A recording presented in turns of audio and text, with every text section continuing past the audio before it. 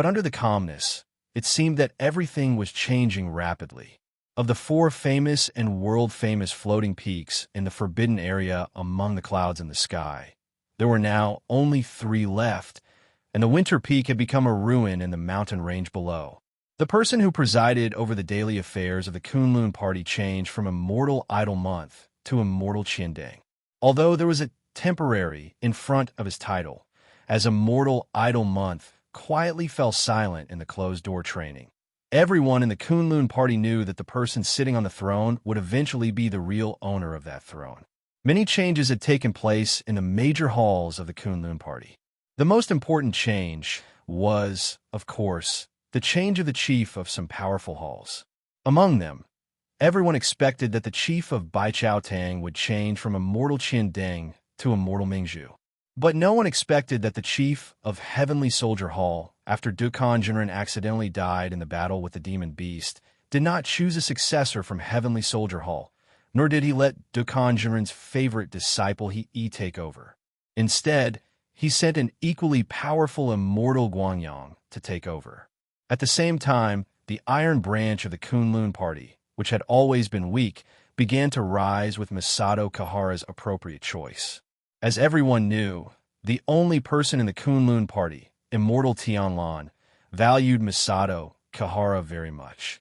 For the first time in many years, he allowed him and a few other Iron Branch Yuaning Zenrins to ascend the mountain among the clouds in the sky.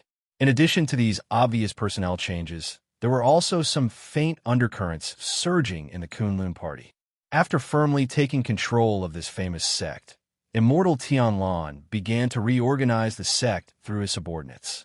Some powerful Yuaning Zenrins, many outstanding and talented disciples in the Jindan realm and the foundation-building realm were selected. They were then told that they would receive an opportunity that they had never had before to go to Zhengxiaming to work. In the past, although Immortal Tianlan himself held a high position in Zhengxiaming, the Kunlun party was different from the other famous sects, such as Qianji and Tianluo. They did not have the intention to be very close to or value Zhengxiaming. Their disciples also rarely went to Zhengxiaming to work, which formed a sharp contrast with the other big sections. The root of this was, of course, because in the past, Hakushin Jinquan and Jinren Idle Month were in power. If they sent people to Zhengxiaming to work, wouldn't they be helping Immortal Tianlan? Now that the situation had changed greatly, it naturally could not be mentioned in the same breath as before. But now, although his words carried enormous weight in the Kunlun Mountain, Immortal Tianlan didn't seem to have any desire to covet power. He didn't interfere with most of the sect's affairs and let Qianding Jinren handle them himself. Under normal circumstances, he mostly stayed on the summer peak in the sky. It was rare for ordinary disciples to see him, but perhaps it was because of this detached feeling that people respected him even more. In addition, there were always people who intentionally or unintentionally added fuel to the fire in the sect. Very soon, Immortal Tianlan had a lofty, godlike status in the hearts of the numerous ordinary disciples of the Kunlun party. As for what the truth was, it actually wasn't important. One day, Tianlan once again appeared in the Black Hill Pavilion in Kunwa City.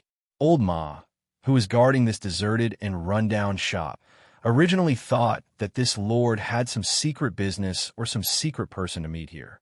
But to his great surprise, Immortal Tianlan told him to close the door, saying that he only had something to say to him. Standing in the quiet small courtyard and looking at the tall and fat bald Immortal Tianlan, Old Ma subconsciously became a little nervous. He slightly lowered his head to look at the ground in front of him and suddenly remembered that every time this person came, Lu Chun was always the one facing him. So, every time this person came, did Lu Chun also have this kind of apprehension in his heart? Immortal Tianlan didn't carefully observe Old Ma. After calling Old Ma over, he very directly said to him, "Pack your luggage and go to the Immortal City for me." He looked a little unhappy and even a little disgusted. Something probably happened in Fuyunji. Chapter 275. What's wrong? Old Ma was taken aback. A look of surprise appeared on his face as he asked, "What happened at the Floating Clouds Company?" Perfected Lord Tian Lan snorted coldly. Shuang sent a message saying that after she returned to the Immortals city, the people who went to the land of chaos have yet to return. Old Ma shuddered. I remember that when Shuang came that day, she was here. You personally told her to bring everyone back. Perfected Lord Tian Lan did not speak and only looked at him indifferently. Old Ma suddenly felt a chill in his heart. You're suspicious of Shuang? Perfected Lord Tian Lan frowned slightly. After a moment of silence, he said, Not really. She's been doing well all these years and has not made any mistakes. However, this concerns Lu Chen's life and death. I believe you're the only one who wouldn't lie to me about this. Old Man nodded silently. However, a hint of worry quickly appeared on his face. If those people don't return from the land of chaos, Perfected Lord Tian Lan said coldly, Shuang sent those people over to track and monitor Lu Chen. If they don't return, there are only two reasons. 1.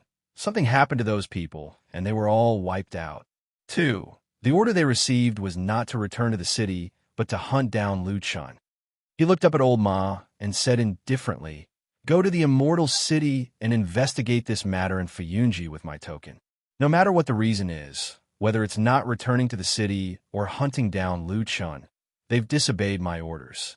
Since they dared to do this, someone has to bear the responsibility. With that, he casually waved his hand, and a round object flew over. Old Ma stretched out his hands to catch it. He looked at it carefully and saw that it was a white jade plate with two sides. The front side was engraved with the words Tian Lan, and the back side was a picture of the rising sun decorated with cloud bat patterns. Old Ma took a deep breath and held the white jade token tightly in his hand. Then he bowed to Perfected Lord Tian Lan and said, Don't worry, I'll definitely do this well. Perfected Lord Tian Lan nodded silently. After a while, he suddenly looked up at the sky with a complicated and slightly bleak expression on his face. He said, Although that kid and I are not master and disciple, and he often speaks disrespectfully to me, no one can kill him without my permission. A trace of excitement flashed across the depths of Old Ma's eyes. He bowed and said, Yes, I understand.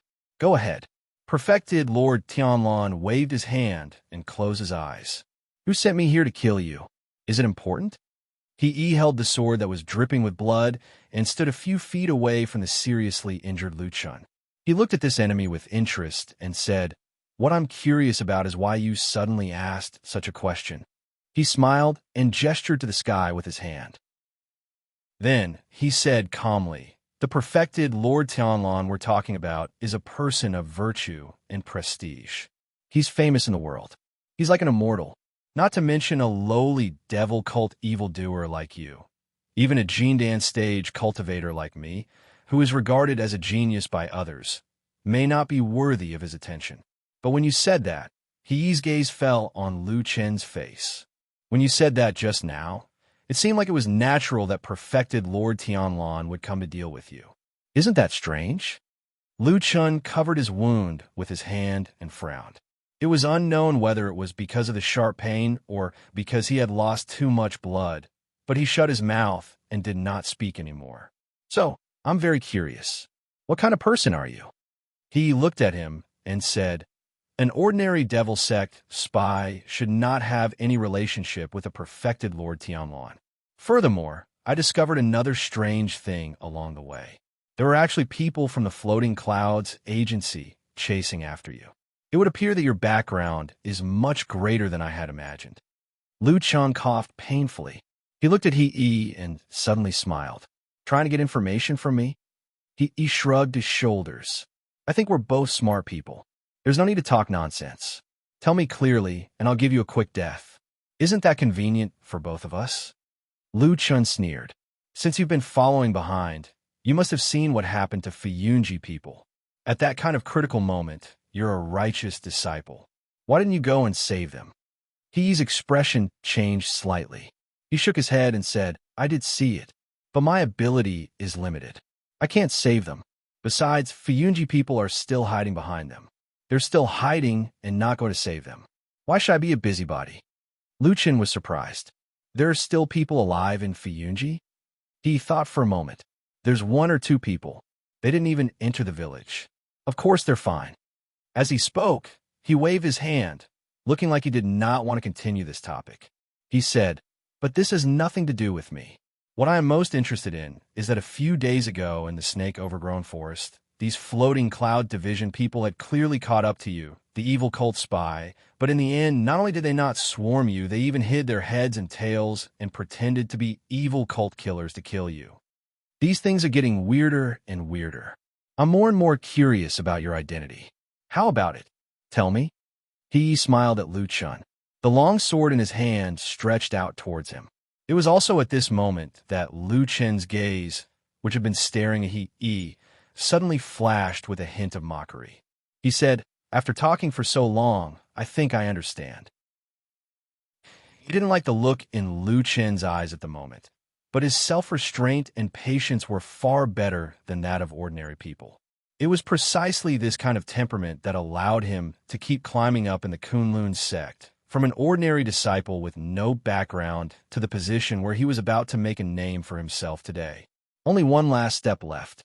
As long as he could get that Tianlan True Lord Depreciation, as long as he could become his disciple and obtain the Tian Character Taoist title, his future path would be a broad path to immortality. Looking at the world, who could be compared with him? Therefore, he was exceptionally patient, even more patient than usual. Anyway, this Lu Chun was already seriously injured and had almost no strength to fight back. What was there for him to be afraid of? What did you understand? He smiled and said. Then that sword stretched forward a few inches. The blade flashed with cold light. This time it was aimed at Lu Chen's throat. As long as he thrust forward, Lu Chun would die here and now. Lu Chun, on the other hand, had a calm expression on his face. He looked at He with a smile and asked, "How is your younger brother now?" He's body suddenly shook. His eyes suddenly burst with light. But at this moment, when he was distracted, he suddenly saw Lu Chun raise his palm slightly. A strange black fog suddenly floated up. He's eyes were suddenly filled with darkness. There was no longer any light. Chapter 276. Nowadays, the evil sect, which was regarded as a scourge by the world, was actually called the Holy Sect of the Three Realms. Some of the smaller sects did not know much about the history of their ancestors and mistakenly called it the Holy Sect of the Three Realms. According to the ancient books and textual research passed down by the evil sect, the so-called Three Realms corresponded to heaven, earth, and man, referring to the three realms of immortal, man, and ghost. But what was the truth, and whether there was any basis for this statement, there were different opinions. The people of the evil sect firmly believed in this and took it as their highest goal to welcome the true God to descend to the world and unify the three realms. But the people of the righteous often scoffed at this because in history, other than those illusory ancient myths, there had never been any evidence to prove the existence of the immortal realm and ghost realm. And in order to break the boundaries and invite the true God, the followers of the holy sect of the three realms often indulged in all kinds of unimaginable and exaggerated actions that crossed the boundaries. Moving mountains and filling the seas were all small matters, and there were many cases of people being plunged into misery and suffering. This was what the people of the righteous couldn't tolerate. Even if they didn't talk about the principles of enforcing justice on behalf of heaven, if your sect messed around and caused the world to be in chaos, causing mountains to collapse and the earth to crack and causing heavy casualties, then how could the people of the righteous live? So the world rose up and attacked them. The holy sect of the three realms was also a powerful sect. If there was a disagreement, they would start fighting. Even if they were to become enemies with the whole world, they wouldn't even bat an eye. Perhaps in the hearts of those fanatical believers, this was also the training of the true God. But faith was faith. No matter how fanatical and powerful you were, you definitely couldn't beat everyone in the world who was angry and resentful. So the result of the continuous war was that the holy sect became the evil sect and became a street rat that everyone wanted to beat up. In order to survive, the evil sect had to keep up with the times and kept a low profile for many years. Then there were many evil and crooked things. Then, following the long and seemingly endless battle with the righteous, these strange and evil techniques became more and more powerful. When Lu Chun was in the evil sect, because of his noble and important status, he knew a lot of secrets and learned a lot of such sinister and evil skills. In fact, he had occasionally wondered if he was really born to do bad things. Otherwise, how could he learn all these crooked things so easily? For example, many years later today, the ink sand he used on He was one of the most sinister methods of the devil cult. The black mist had appeared out of nowhere with a menacing momentum, instantly blocking He's path. He was shocked and instinctively took a step back, but he immediately came to his senses. With an angry roar, he stabbed forward with his sword, wanting to stab Lu Chun to death, who had suddenly launched a sneak attack. However, the sword missed. Presumably, after creating the black fog, Lu Chun directly flipped over and left. He was just about to make a move to leave the black fog and see where Lu Chun was. But suddenly, his eyes felt a sudden pain and tears involuntarily flowed down. At the same time, his eyes seemed to be stabbed by a knife. For a moment, he was in unbearable pain. He was shocked. His heart was shaken. The eyes were an important part of the body and extremely weak. Even if Jean Dan Fryer had tempered his body, the eyes were also one of the weakest parts.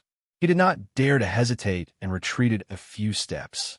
At the same time, he closed his eyes and shook his left sleeve to disperse the fog. The spiritual sword in his right hand swept in front of him, guarding against Lu Chun's sneak attack. But he obviously thought too much. Lu Chun did not have the intention to hit him when he was down. A series of low growls were heard. He hugged Atsu, and one man and one dog immediately fled. He cursed and retreated a few steps back. At this moment, there was no more black fog around his eyes. He immediately sat down and circulated his power to expel the poison. After all, he was the powerful Jean Dan Fryer. He's body was already far stronger than ordinary people. The black fog's poisonous gas could not cause too much harm to him. In fact, this was only an insidious little trick of the evil sect. It might be effective against ordinary cultivators, but against experts above the level of Jean Dan, it could only be used to disgust them. After about half a moment, he jumped up, but on his originally handsome face, there were more than a dozen black spots around his eyes. It looked really scary. He was caught off guard and actually fell for such a sinister little trick. It really made him unable to restrain his anger. He let out an angry roar that soared into the sky. He was unwilling to let the matter rest and directly chased into the distance. That night, he caught up with Lu Chun several times. But every time, Lu Chun would use some kind of more insidious tricks and spells. Some of them were really unimaginable and made He suffer a few times. But he soon discovered that these seemingly frightening and insidious tricks actually had limited effect on him. Under the protection of the powerful Jean Dan realm spiritual power, he only suffered some flesh wounds at most. But even so, as the number of times he suffered losses increased, he also became angrier. He hated Lu Chun more and more, and his attacks became fiercer and fiercer. However, every time when he caught up with Lu Chun, he would restrain himself from killing him in the middle of each fight, because he wanted to capture this evil cult spy with an unusually mysterious background and interrogate him properly to find out what secrets he had and what relationship he had with true Lord Tianlong. And most importantly, why did he suddenly mention He Gang? Could it be that his brother's death had something to do with this person?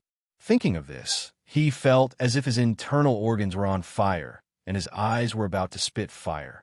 Lu Chun and Atsu fled with all their might, but they were seriously injured, and he was a man with a solid foundation. The distance between them was getting shorter and shorter, and Lu Chun's escape methods were almost exhausted. Then, at a certain moment, they and He, who was chasing closely behind, suddenly heard a deep and vigorous sound of water. It was as if a giant dragon was roaring in front of them, striding across the vast wilderness of the chaotic land. Dragon River. Dragon River.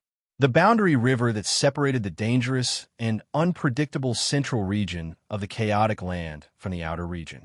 After struggling for a long time, Lu Chun, who was exhausted, could only helplessly lie on Atsu's back and let charge forward. Speaking of which, Atsu's endurance and speed were on full display during this escape. It was terrifying to the point that it did not seem tired at all. The only reason why Liu Chun was able to survive until now, other than those little tricks that were becoming less effective, was because of Atsu. But at this moment, when the sound of water grew louder and louder, Atsu suddenly stomped on the ground and stopped in its tracks. Its momentum was so strong that it almost threw Liu Chun off its back. Liu Chun raised his head tiredly, and his expression changed slightly. He didn't know when, but they had actually run to the top of a cliff. Below their feet was a precipice that was several hundred feet high, and below them was the Dragon Creek River. They had escaped into a hopeless situation. Just as Atsu was about to turn around, they heard a long laugh. A figure descended from the sky and blocked their only way out. It was Hee, whose eyes were filled with strange black dots. He stood in front of them with a sword in his hand and looked at them with a murderous look. Chapter 277. The Dragon River was a large river. It could even be said to be the largest river in the Chaotic Lands. The river was so wide that one couldn't see the end of it, almost like the ocean. At the same time, it was also the most famous river in the Chaotic Lands, because it was the dividing line between the central and outer regions of the Chaotic Lands. The Dragon River was also an extremely dangerous river. Within the wide river hid countless unimaginable, ferocious, and powerful monsters, forming a natural dividing line. Other than the Yuanying realm cultivators of the human race, Jindan Friar would often find it difficult to cross this river. Once he crossed the Dragon River and continued south, the dangers in the central region of the Chaotic Lands would only increase. With Jindan Friar's cultivation level, even if he didn't die, he would at least lose more than he would gain. As for those below the Jindan realm, they would immediately give up. Over time, the Dragon Creek River became the publicly recognized dividing line and became one of the most dangerous places in the Land of Chaos. However, nothing was absolute. Although the Dragon River was dangerous, it wasn't completely impossible to cross. For example, the barbarians in the Chaotic Lands had tried to cross the Dragon River. The evil sect had been suppressed by the righteous Tao for many years and had to hide. There were also many people in the Chaotic Lands. After a long time, they learned some secrets, including how to cross the Dragon River. Although the method was a little dangerous, it was indeed a method. Liu Chun was aware of this in his heart. However, this method was definitely not to fall from this cliff that was several hundred feet high. There were basically two consequences for doing so: falling to death, or falling half to death, and then being eaten by the monster beasts in the river. Therefore, Liu Chun was really in a desperate situation now. He had no way out and was at the end of his rope. He held his sword and pointed it at Liu Chun. His eyes were cold as he stared fixedly at Liu Chun and asked coldly, "Who are you? How do you know my brother?" Liu Chun clutched his chest and coughed. At the same time, a deep roar came from beside him. Atsu was standing beside him, glaring angrily at Hii, revealing a pair of sharp fangs. Hii's eyes swept across Atsu, his expression unchanging, as if he didn't see Atsu as a threat. He only stared at Liu Chun with a murderous look in his eyes and said coldly, "Speak. Otherwise, I will make you regret being born into this world." Liu Chun placed his left hand on Atsu's back and coughed again. Atsu turned to look at him, his eyes filled with concern. Liu Chun shook his head slightly and patted his chest as if he was in pain due to the injury. Atsu was stunned for a moment, and his eyes stayed on Liu Chun's palm for a moment. Then Liu Chun looked up at Hii and said, "I know him, but I didn't have much contact with him in Kunlun Mountain." He frowned and his eyes softened a little, but he was still a little alert. He sneered and said, "Then why did you mention him?" "To run for my life," Liu Chun said without hesitation. "As long as I can distract you for a moment, that's enough." He was silent. He looked at Liu Chun with a murderous look in his eyes, but he thought of the day his brother died. He saw the bloody handwriting under his brother's badly mutilated body. That dark red word was like a needle, a thorn, instantly piercing He's heart, reminding him of that morning when he saw his only family member, his only brother, die in that courtyard. The dead could not be resurrected. Death meant eternal separation. No matter how many regrets there were, they could not make up for it. He felt that he owed his brother, Gang, a lot. He should have taken good care of him and made him a talent. He had been obsessed with the path of immortality all his life and had no distracting thoughts. He only hoped that Gang could marry a wife or find a Taoist companion in the future so that the He family could continue its lineage. However, all of this eventually turned into smoke and dissipated. He thought silently, but raised a long sword in his hand. With a hint of a sneer, he stretched it towards Lu Chun and said, "What other tricks do you have? Just use them." Lu Chun did not move. He only smiled bitterly and said, "Forget it. I'll take it as you've won." He sneered, but a hint of smugness flashed across his eyes. This was not because he had finally defeated Lu Chun, but because he thought of the extremely powerful, perfected Lord of the Divine Transformation Realm in the Kunlun Mountain thousands of miles away. If he could bring this person's head back to the Kunlun Mountain and present it to perfected Lord Tianlan, he would definitely be extremely happy. A perfected Lord's disciple, a Taoist title with a Tian character. Just thinking about these things was enough to make He's blood boil, and he yearned for them endlessly. Therefore, he decided not to delay any further. He looked at Lu Chun coldly and said, "I'll ask you one last time. Who exactly are you, and what's your relationship with perfected Lord Tianlan?" "What's my relationship with that damn Baldy?" Lu Chun grimaced and said with some pain. Then he took a step back and said, "But I'm also very curious. Why don't you care about the others and only target an insignificant person like me?" He's face darkened, and he said, "I'm the one asking you, not the other way around. If you—" Before he finished speaking, he suddenly saw Lu Chun raise one of his palms again from the corner of his eye, and a familiar black gas surged out again. He immediately flipped and retreated a few feet as if it was a conditioned reflex. At the same time, he sneered and said, "Insignificant tricks. Do you still want to harm me again?" This time, his voice suddenly came to a screeching halt. The reason was that Lu Chun had suddenly used a movement to force him back, but he didn't use any sinister methods like ink sand. Instead, he just silently turned around and then rushed out with large strides. There was a cliff ahead. Behind him, He's expression suddenly changed. With a roar, he rushed forward and reached out to grab Lu Chun's back at the same time. However, Lu Chun had used all his strength in this movement, and his speed was extremely fast. Just a moment before He's palm could grab him, Lu Chun had abruptly jumped off the cliff that was several hundred meters high. The wind was piercingly cold, and the waves were wild. The huge Dragon River was just below him, and it was getting closer and closer at a rapid speed. Everything seemed to be coming to an end. He, who was standing on the cliff, was shocked. Suddenly, a gust of wind rose beside him. It was the huge black wolf that had directly rushed out of the cliff and fell in the direction where Lu Chun had fallen. In midair, Atsu quickly caught up with Lu Chun. Lu Chun gritted his teeth and suddenly turned around to hug Atsu. After a while, their bodies became smaller and smaller, turning into a black that was almost invisible. In the end, with a loud bang, they fell directly into the most dangerous river in the land of chaos, the Dragon River, creating a huge splash. On the cliff, he was stunned, sword in hand. His face was blank and puzzled, but after a while, he snorted and turned around to walk back. Chapter 278. The water of the Longchuan was very, very cold. The water of the Longchuan was very, very deep. As soon as they fell into the water, because the cliff was too high, the force of the fall was too great, and they immediately rushed into the depths of the river. Intense sounds of bubbles and gurgling suddenly rang out, and the cold water pressed against them from all directions. At that moment, there was only a dazzling white in front of them. Apart from the water splashes and bubbles, they could see nothing else.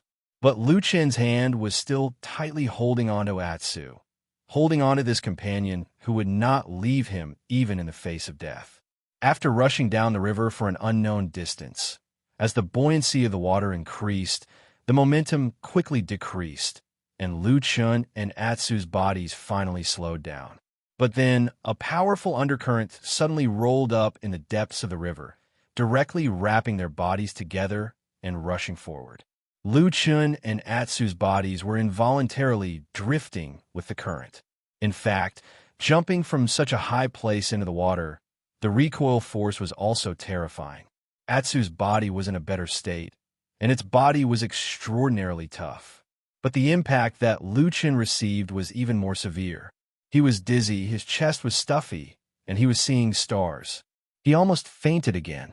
Fortunately, he was tough and strong, and he knew that this was a matter of life and death, and he must not lose his mind, so he tried his best to stay awake.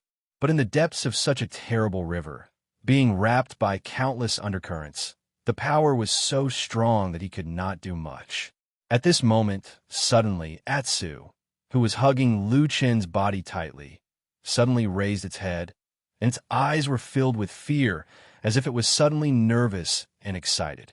Lu Chun immediately felt that Atsu's body was strange, because almost all of its muscles seemed to have tightened in an instant. A gigantic shadow appeared from the depths of the Dragon River and began to rapidly approach them. Before the shadow could even reach them, the water current from that direction was like a raging tide, causing Lu Chun and Atsu to tumble a few times in the water. The sound of rolling and crashing water began to ring out fiercely, and the whole underwater world began to churn crazily. Suddenly, a large school of arm-sized fish rushed over from another direction, and the sharp teeth in the water were like incomparably sharp blades, rushing towards the flesh and blood in the water. More shadows appeared, wave after wave, wave after wave. The whole calm Longchuan River seemed to be boiling, and countless terrible creatures swarmed over.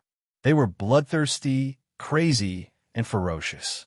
Even before they rushed over, some of the ferocious creatures directly pounced on them. The big fish ate the small fish, and the monsters killed the big fish. Blood flowed and dyed the river red. Above their heads, below their feet, in all directions, under this terrible and deep river, countless ferocious creatures looked around, and there was only despair left. Lu Chun did not hesitate anymore. He hugged Atsu tightly with one hand and pressed his other hand on his chest. The huge shadow behind him and under his feet had already rushed forward and suddenly rose up. The whole Longchuan River suddenly rose by 10 feet. A wave of spiritual power flashed, and time seemed to freeze for a moment in the depths of the river. Then, Lu Chun and Atsu's bodies suddenly disappeared, and the little gap was immediately flooded by the river. The shadow fell down and crushed everything.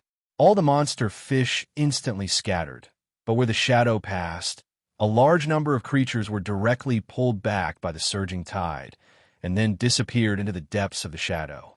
Blood flowed and floated in the river, and then quickly thinned and disappeared. Everything became quiet again, and everything returned to its original state. Only a tiny seed silently appeared in this vast, ocean-like river. It was circled by a wave, knocked away by a passing monster, staggered, and floated down.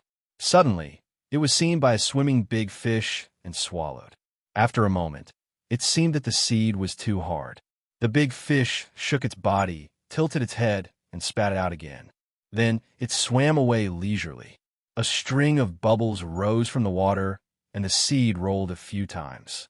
Then it was gradually taken away in the water and disappeared into the depths. On Mount Kunlun, in the side hall behind the Jingyang Hall of Tiankuan Peak, this was originally a place for the Yuanying stage spiritual masters to meet and discuss matters.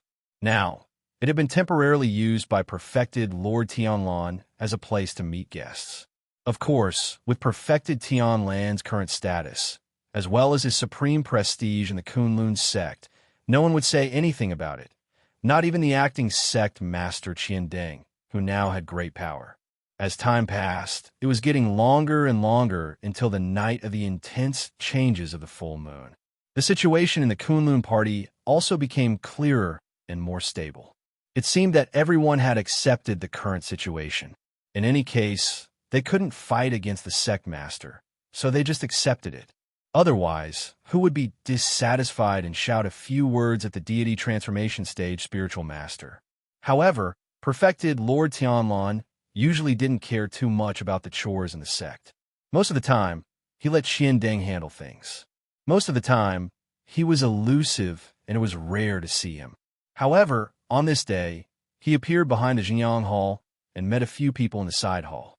Zhuo Xian brought White Lotus and stood in front of the deity transformation stage spiritual master. Perfected Lord Tianlan looked down and sized up the little girl who looked to be in her early teens. At this moment, White Lotus seemed to be a little nervous. Her face was slightly pale, and she didn't dare to look directly at perfected Lord Tianlan. She just silently looked at the ground in front of her. After a long time, she didn't say a word and just stood there motionlessly. Perfected Lord Tianlan didn't get angry, but there was a strange look in his eyes. It couldn't be said to be angry, but it seemed to be a more complicated expression. He looked at the little girl and seemed to be thinking about something. After a while, the situation still didn't change. Zhuo Xian, who was standing at the side, couldn't stand it anymore. He coughed lightly and whispered to White Lotus, "Quickly greet Uncle Master." White Lotus's lips moved, and for the first time, she raised her head to look at Supreme Tianlan. She saw a bald, fat man. Her lips moved a few times, and then she silently knelt down and kowtowed 3 times on the ground.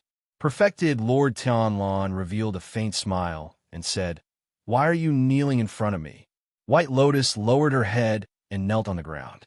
After a while, she said, "Uncle Master, please spare my life." Perfected Lord Tianlan laughed and said, "You're really a smart child.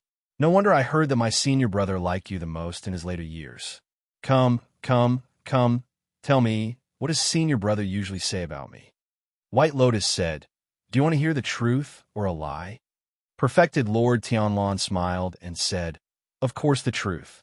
White Lotus said with an "oh," and said, "When Master was still alive, he told me, second senior brother and eldest senior brother, that although you're talented and bold, you're too ambitious and want too much. We can't allow you to control the power of Kunlun. Otherwise, the orthodoxy of our Kunlun party that has been passed down for 5,000 years will be destroyed." The side hall instantly fell silent. Zhuo Xian, who was standing at the side, suddenly turned abnormally pale. Chapter 279. Perfected Lord Tianlan was silent. His eyes flickered slightly as he stared at White Lotus. The hall was silent. If he didn't speak, no one dared to say a word. No one knew what he was thinking at the moment, and whether he would be enraged or angry. If he was enraged, the hall would probably be filled with dead people. The atmosphere seemed to freeze, and time seemed to stop as well. After an unknown period of time, perfected Lord Tianlan suddenly stood up and walked down from his seat. He walked to White Lotus and stared at her for a moment before saying indifferently, "You're quite bold at such a young age. Did my senior brother teach you all this as well?" His fat body just stood there casually. He did not look ferocious, nor did he give off an oppressive aura. However, there was a majestic aura that made White Lotus speechless. After waiting for a moment, perfected Lord Tianlan turned to look at Zhuo Xian and said, "What about you? Have you heard senior brother Bai Chun say these words before?" Under the bright and somewhat dazzling gaze of this soul formation perfected lord, Zhuo Xian's legs also turned to jelly. He laughed dryly, and sweat appeared on his forehead. After hesitating for a moment, he still said softly, "Junior's sister didn't lie. I've indeed heard Master say this once before." With his hands behind his back, perfected Lord Tianlan slowly walked to the window at the side and raised his hand to look at the sky. His expression was indifferent, and no one could tell what changes were going on in his heart. After a while, he said slowly, "Senior brother and I have known each other for a lifetime, but he never understood my feelings. It really makes me feel regretful. We're brothers. If we meet again in the netherworld in the future, I'll naturally tell him my feelings. Get up. The last sentence was said to White Lotus, who was still kneeling on the ground. White Lotus responded softly and stood up to walk to Joisien's side, standing there quietly. Perfected Lord Tianlan swept his gaze across the two of them and said a moment later, White Lotus. White Lotus did not reply and stood with her head lowered. Joisien, who was at the side, sighed and lightly touched White Lotus. White Lotus then said in a low voice, Your disciple is here. Perfected Lord Tianlan said indifferently, Senior brother has unfortunately passed away, leaving behind 3 disciples. As their martial uncle, I can't just sit by and do nothing. Your eldest senior brother and second senior brother have already been settled. You're the only one left. At this point, White Lotus suddenly raised her head and glanced at Joisien beside her. Joisien's expression was calm and collected, as if he was indifferent to this. After a while, White Lotus slowly lowered her head again. You're the only one who hasn't settled down. Speaking of which, your aptitude is extremely high and you're a rare talent of the 5 pillars. If you can cultivate in peace, you'll definitely bring glory to our Kunlun lineage in the future. However, given the current situation, I think you have 2 paths in front of you. Choose. The corners of White Lotus's mouth twitched slightly and a hint of anger flashed across the depths of her eyes. However, she still clenched her teeth and did not say anything. Perfected Lord Tianlan didn't seem to notice the slight change in her expression. He just said calmly, First of all, I also feel pity for your outstanding talent. If you're willing, you can temporarily join me as an in-name disciple and cultivate first. If you're successful in the future, you can also formally acknowledge me as your master. Bao Yin was stunned for a moment, as if she was surprised by that. However, her face turned pale very quickly because Perfected Lord Tianlan's voice sounded again. It's just that the Dermic Dao that I've learned is very different from Senior Brother Bai Chen's, and it's incompatible. If you want to become my disciple, you'll have to abolish all the superficial techniques that you've learned previously. Joisien, who was standing to the side, also had a slight change in expression. A trace of pity flashed across his eyes, but he quickly hid this little bit of pity. White Lotus stood on the spot and asked softly after a while, May I ask if there's a second path, Uncle Master? Perfected Lord Tianlan nodded. There is. Secondly, that senior brother of mine has already passed away. However, he was once a peerless perfected lord who looked down on the world. How can such an outstanding person end up in a situation where no one cares about him, even after his death? The rock mountain where Winter Peak crashed is Senior Brother Bai Chen's tomb. Since you're free now, go and keep watch for him. It won't be too late to come and find me when you've thought it through. White Lotus's body trembled slightly. She raised her head and wanted to say something, but she held back and turned to look at Joisien. Joisien nodded. How about this, Uncle Master? Little junior sister has just returned to the mountain after all, and is still unaware of some things. Furthermore, she's still young and insensible, so please give her a few more days. I'll send her to stay at the Rock Mountain first. Firstly, it'll be to keep watch for Master, and secondly, it'll be to enlighten her. Is that all right? Perfected Lord Tianlan replied, Sure. Joisien bowed deeply to him, then left with White Lotus. White Lotus seemed a little disappointed, but she still followed him obediently in the end. Just as they left, another person happened to walk in as well. It was he. Joisien and he exchanged glances and nodded slightly before brushing past each other a moment later. Disciple he greets Perfected Lord. When there were only the 2 of them left in the hall, he walked to the back of Perfected Lord Tianlan, bowed respectfully, and spoke first. Perfected Lord Tianlan glanced at him indifferently before returning to the main seat and sitting down. You're back. How was your trip to the land of chaos? He cupped his fists and said with a smile, I'm glad that I didn't disappoint you. I've specially come to report the good news to you. Perfected Lord Tianlan looked at him quietly. For some reason, the gentleness that had always been on his face suddenly disappeared as he merely nodded. Oh, tell me about it. What's the good news?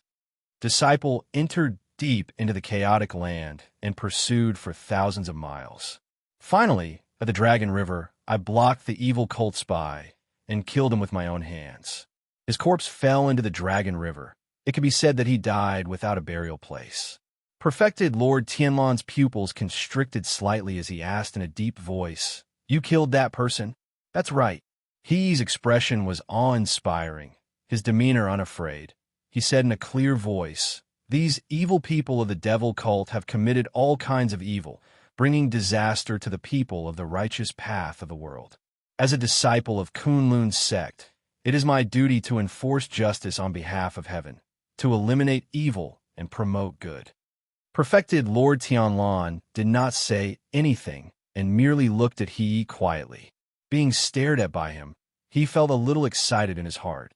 He took another step forward and said, "Disciple's trip this time is also to prove to you that disciple is talented enough to take you as a disciple. I will definitely not disappoint you." Even that Tiandaoist name, disciple, has the confidence to bring glory to you. You want to be my disciple after killing that person and even want the Tiandao title? Perfected Lord Tianlan stood up slowly and stared at him. His expression gradually turned complicated as though a strange emotion was lingering in his heart. A faint but intense heartbeat rumbled in a certain quiet corner. "Yes, please grant my wish, Perfected Lord." He knelt on the ground. Perfected Lord Tianlan stood at a high place and looked down at that person. His eyes seemed to be filled with wind, clouds, and lightning. Chapter 280. The black tail moved on the ground, and a small piece of the tail was missing. The wound was smooth and neat, and it looked like it was cut by a sharp blade. After a while, the black tail curled up and hid under its body. Then, Atsu's ears suddenly pricked up, and its body, which was originally curled up on the ground, suddenly stood up, as if it was suddenly awakened from its sleep.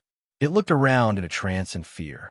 The mottled old tree wall appeared in front of its eyes, and it could vaguely see the outline of the two opposite doors.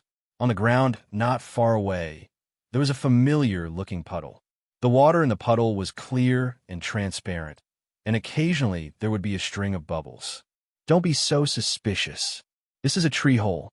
There won't be a whole river of Longchuan suddenly pouring down from above us." A somewhat lazy voice came from the other side of the puddle. Atsu looked up and saw Lu Chun sitting with his back against the tree wall. He was frowning and changing the medicine on his wounds. Occasionally, he would grimace and say to Atsu, "Stupid dog, come and help me." Atsu jumped up and trotted to Lu Chen's side. It then used its teeth to bite the cloth that Lu Chun handed over to it. After Lu Chun applied medicine to the wound, with Atsu's help, the wound was safely and neatly bandaged up. At this moment, Lu Chen's complexion looked much better than before. His face was no longer pale, and there was a little redder. After he moved his arms and body, he nodded with satisfaction and said, "It should be fine in another 5 or 6 days." Atsu barked twice. Lu Chen looked at it and said with a smile, "How is it? Now you know how powerful I am? I have stored a lot of food, medicine, and all kinds of clothes in this tree hole. What do you call this?" This is what you call foresight." Atsu's ears drooped, and he looked very happy. He even rubbed his head against Lu Chen's body. Lu Chen smiled and pushed its head away, then stood up and walked to one side of the tree hole. There was a large pile of things there, which looked like a hill. Lu Chen rummaged in it for a while, then took out 2 pieces of dried meat and threw them directly to Atsu. Atsu bit it and immediately began to chew. Lu Chen looked at Atsu and shook his head with a smile. Although he looked relaxed, there was still a trace of worry in his eyes. As early as when he was on the mountain of Kunlun, he had more or less a hunch in his heart. In order to be safe, he secretly prepared these things in this tree hole in secret.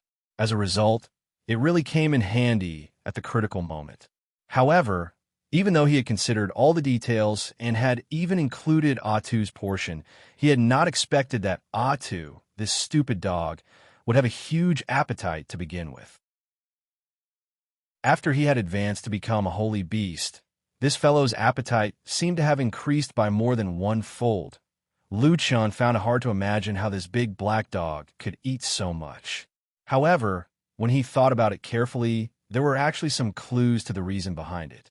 When they met again after the night of the full moon, Atsu almost no longer ate ordinary food. Its favorite food was the flesh of monsters full of vitality, and the fresher it was, the more it liked it. However, of course, there was no such condition in this tree hole. So after starving for a while, this stupid dog quickly lost the moral integrity of a holy beast. No matter what it was, as long as it could eat, it would eat with relish. However, the price of this was that its appetite was shockingly huge, and the food it had was rapidly decreasing. Besides that, there was another problem in front of Lu Chun that gave him a headache, and that was how to get out. In the past, when Lu Chun had this mysterious seed, he was extremely careful every time he went in and out of this mysterious tree hole. Not only did he have to choose an extremely secluded place, but he also chose to enter in the dead of night, so as to minimize all possible external interference. This was because it was extremely dangerous to go out after entering this tree hole. It was impossible to detect any changes in the outside world, and if someone were to ambush him, it would be extremely dangerous. It was precisely because of this that Lu Chun did not use the seed, even though he had encountered a few dangerous moments along the way. It was only after he fell into the Longchuan River that he was forced to hide with Atu, because the river water blocked his line of sight from the shore. There were many monsters swarming towards him from the river. It was really a matter of life and death. Lu Chun had no choice but to hide in the river with Atu. However, it was easy to come in, but it was very dangerous to go out. At this time, Lu Chun basically knew nothing about the situation outside of the seed. If the seed was currently in the depths of a Longchuan River, the moment it went out, it would immediately be crushed to death by the huge waves. Even if it was not crushed to death, the countless monsters in the river, as long as the seed fell near them, it would basically die. Another example was that the Longchuan River was very long, but no one knew where the river flowed to. They only knew that the river would eventually turn into the depths of the disorienting lands.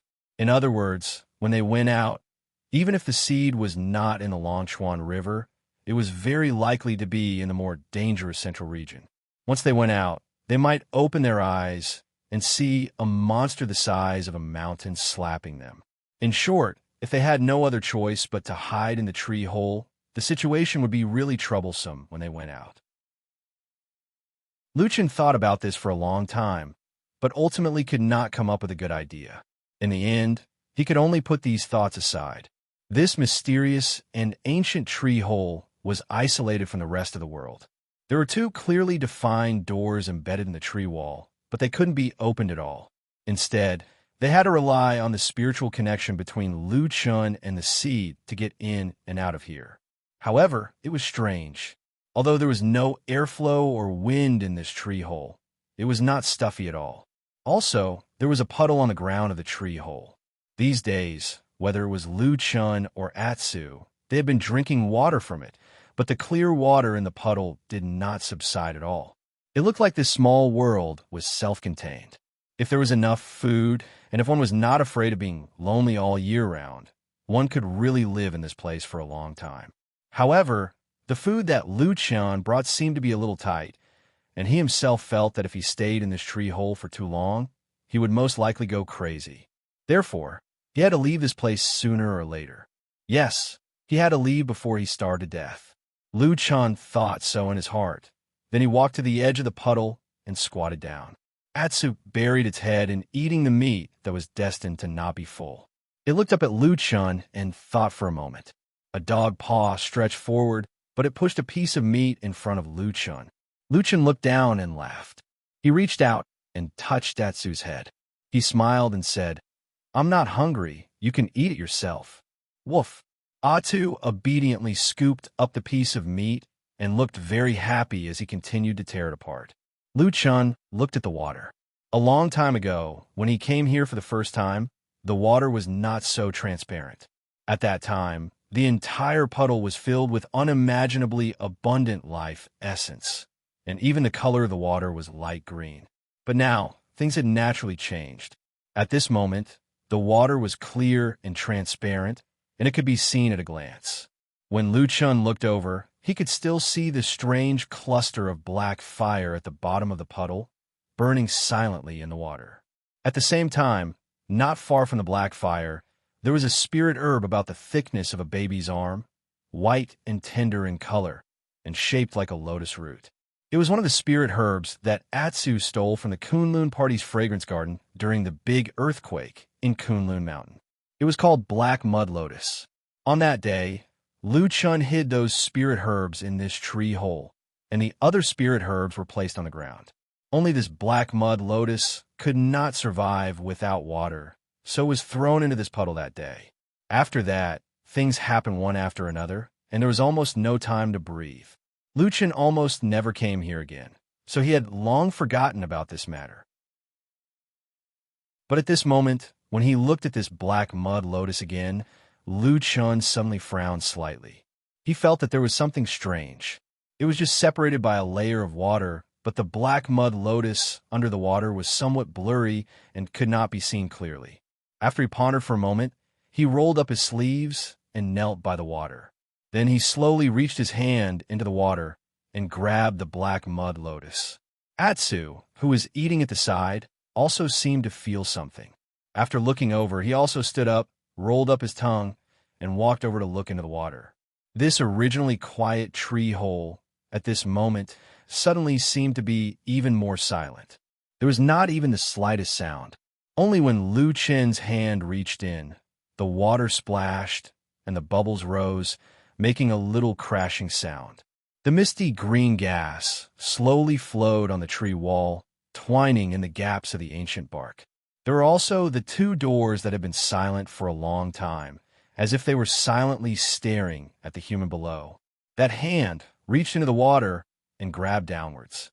The water rippled and slid, and then a string of bubbles of different sizes rose up.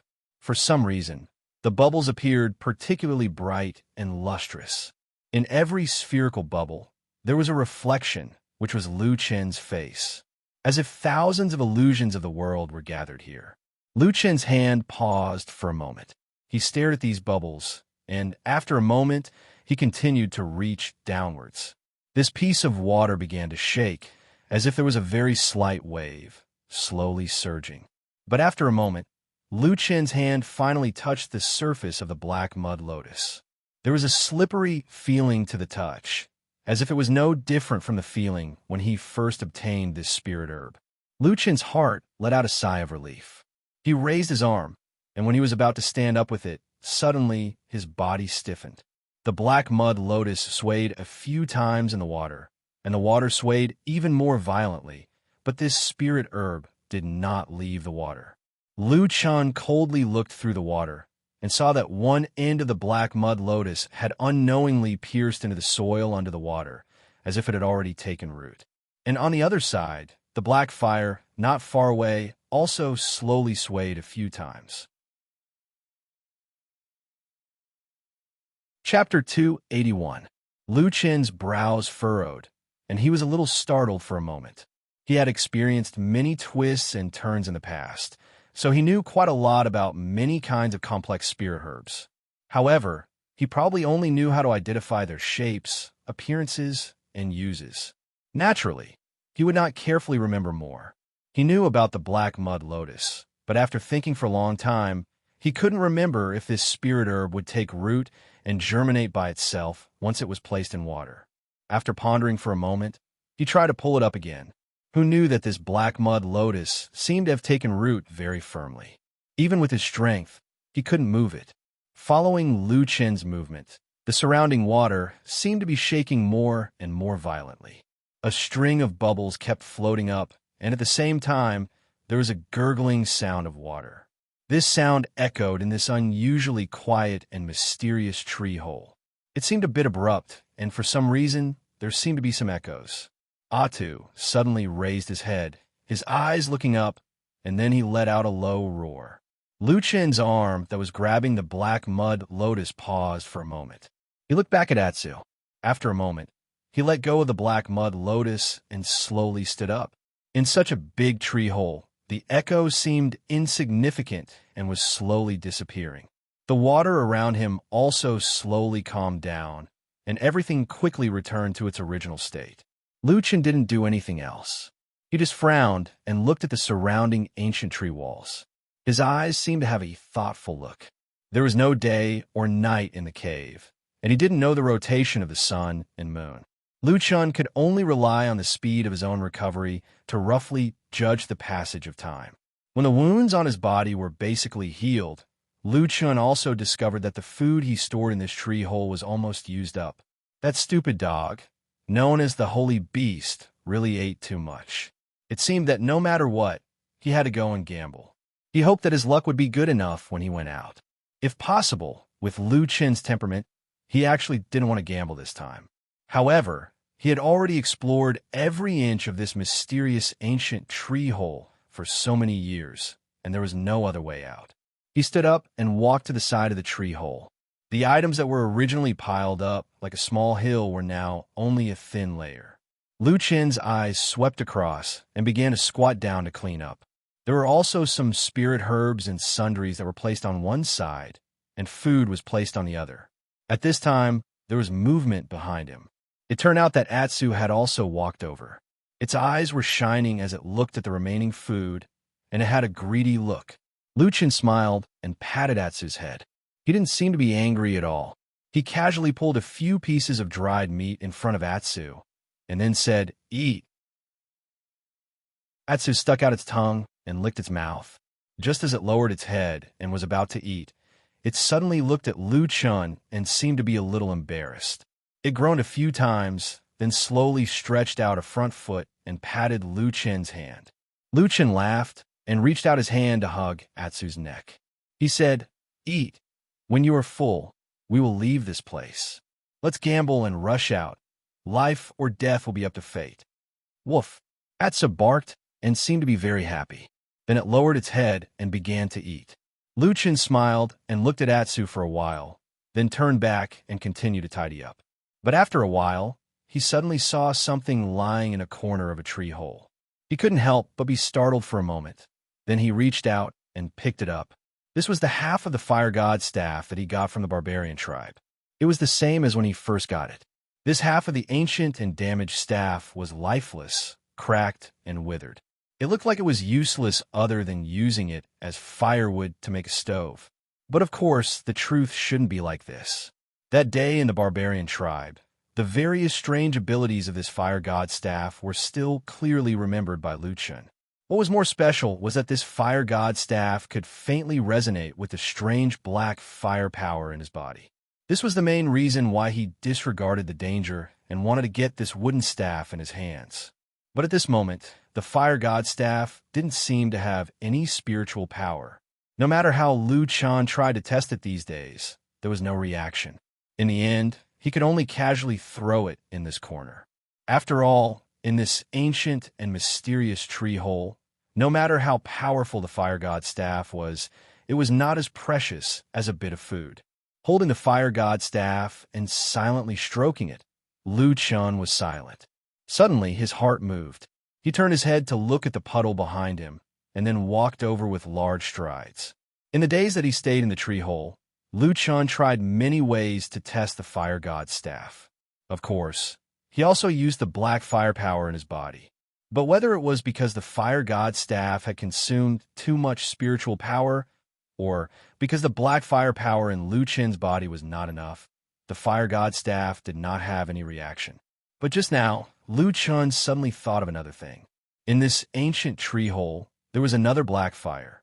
It was a cluster of black flames that burned under the puddle, but still did not extinguish in the water. Thinking back to that extremely dangerous scene, Luchan desperately dug out the black fire in his body and relied on the water of life to forcibly extend his life.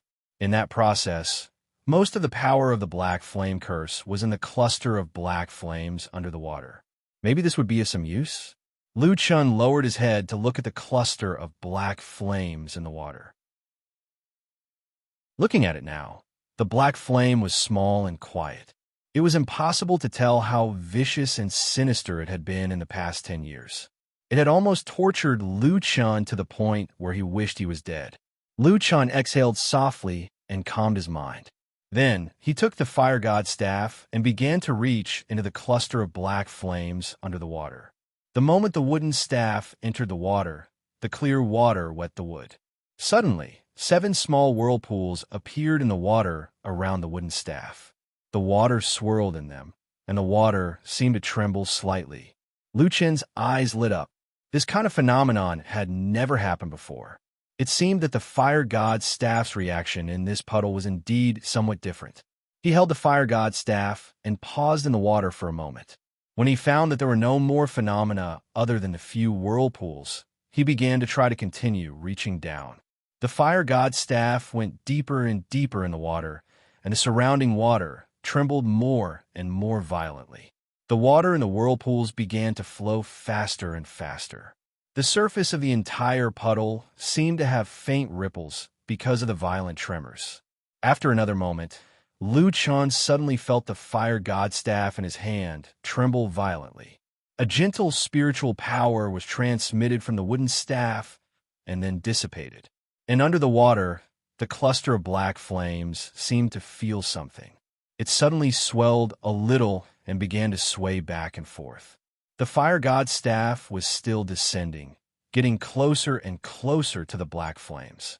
Suddenly, a large number of bubbles of various sizes suddenly floated up. It was unknown how many times more than what Lu Chun had seen before. The transparent outer walls of each bubble reflected all kinds of shadows, but they were not the shadows of Lu Chun. In those bubbles, there was the vault of heaven and earth, all things in the world, all living beings, the passing of time, the destruction of the void, the various states of life, the joys and sorrows of separation and reunion. Thousands of worlds were only in the illusory bubbles. Just like that, they were unguarded in front of Lu Chen's eyes. The body of the fire god's staff began to heat up. The withered old would seem to suddenly be reborn. Lines and lines of spiritual power appeared on the body of the staff, forming mysterious and strange runes that slowly lit up. At the same time, there was a whistling sound in the surrounding water, and the 7 whirlpools suddenly widened several times. The water waves jumped fiercely, and some even jumped out of the water. All the bubbles rushed to the surface of the water as if they were flying and burst, bringing along the illusory bubbles into nothingness.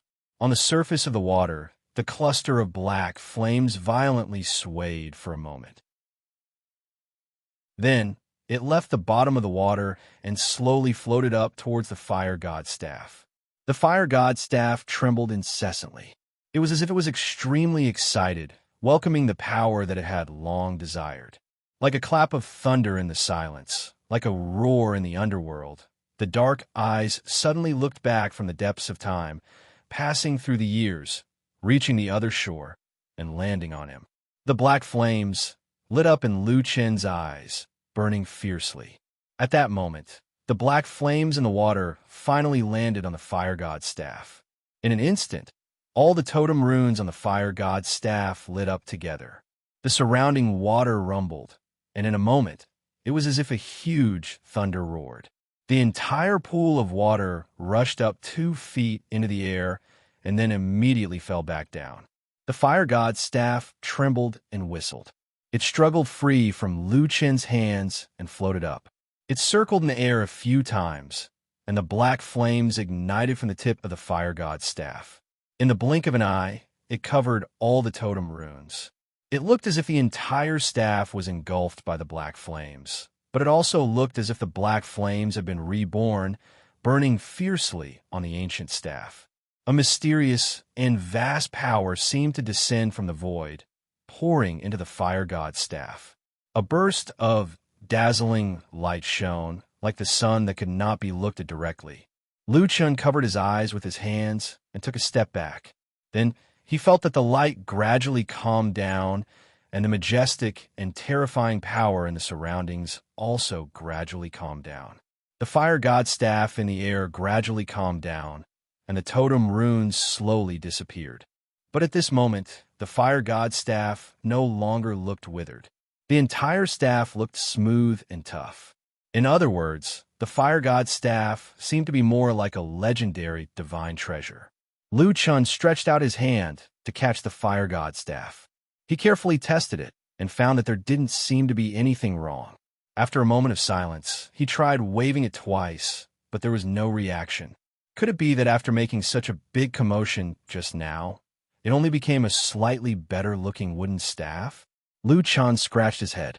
After thinking for a moment, he tried to circulate the power of the black flames in his body. Sure enough, there was a reaction. The totem on the fire god's staff quickly lit up, but it seemed that it was just like that. When the power of the black flames stimulated it, the fire god's staff also lit up at the same time. Other than that, there was no other strange phenomenon. There was neither the power to destroy heaven and earth, nor the means to kill the enemy. Lu Chun tried for a while, but it was still the same.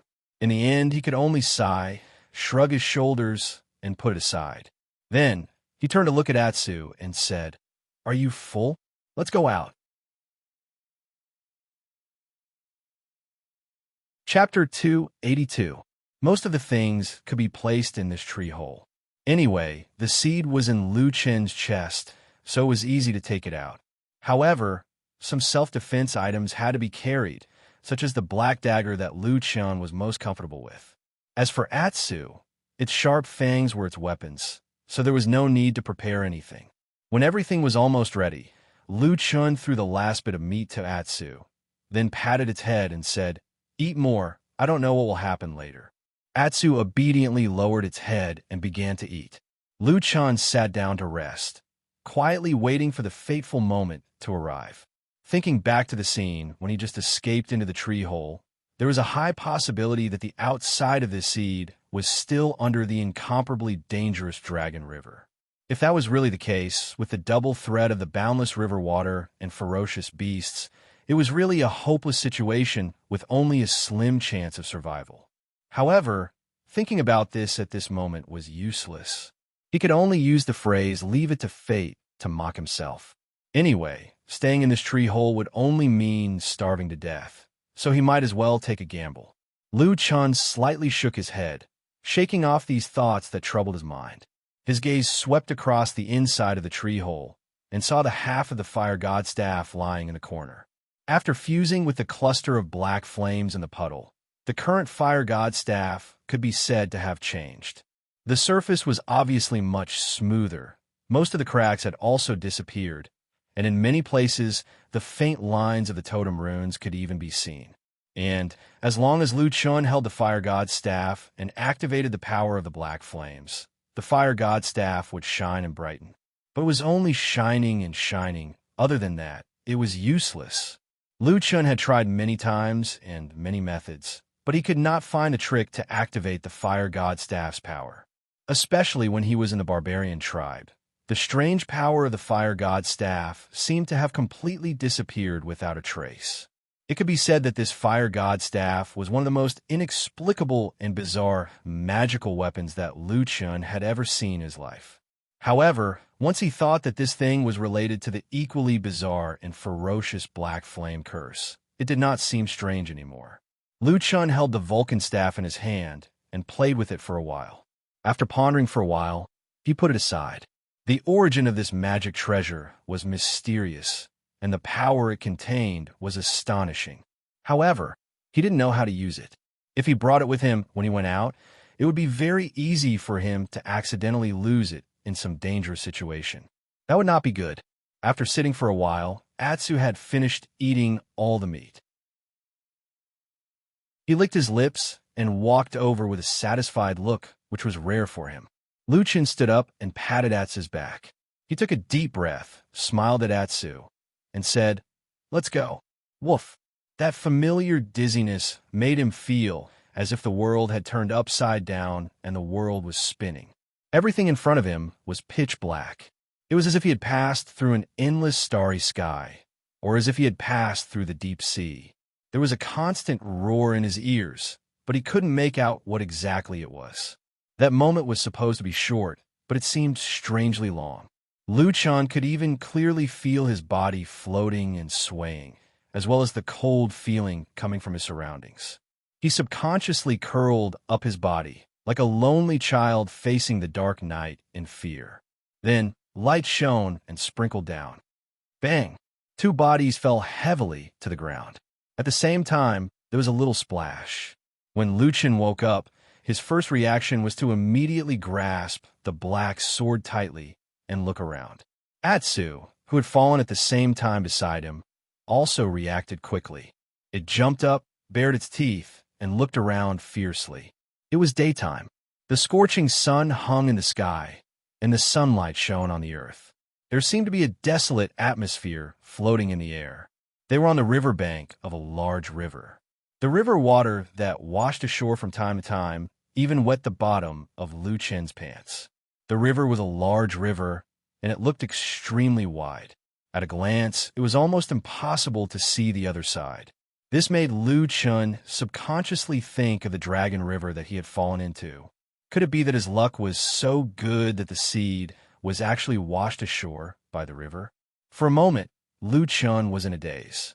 After a while, he gradually came back to his senses and looked around. He saw that the riverbank he was in was filled with rocks, and the area was also very large. The rocks spread far and wide, and in the distance there seemed to be a wasteland. As far as his eyes could see, he actually didn't see a single tree. It was the same even on this riverbank. Other than the sound of the flowing river, there was no other sound. Lu Chun slightly frowned, and a trace of vigilance flashed across his eyes.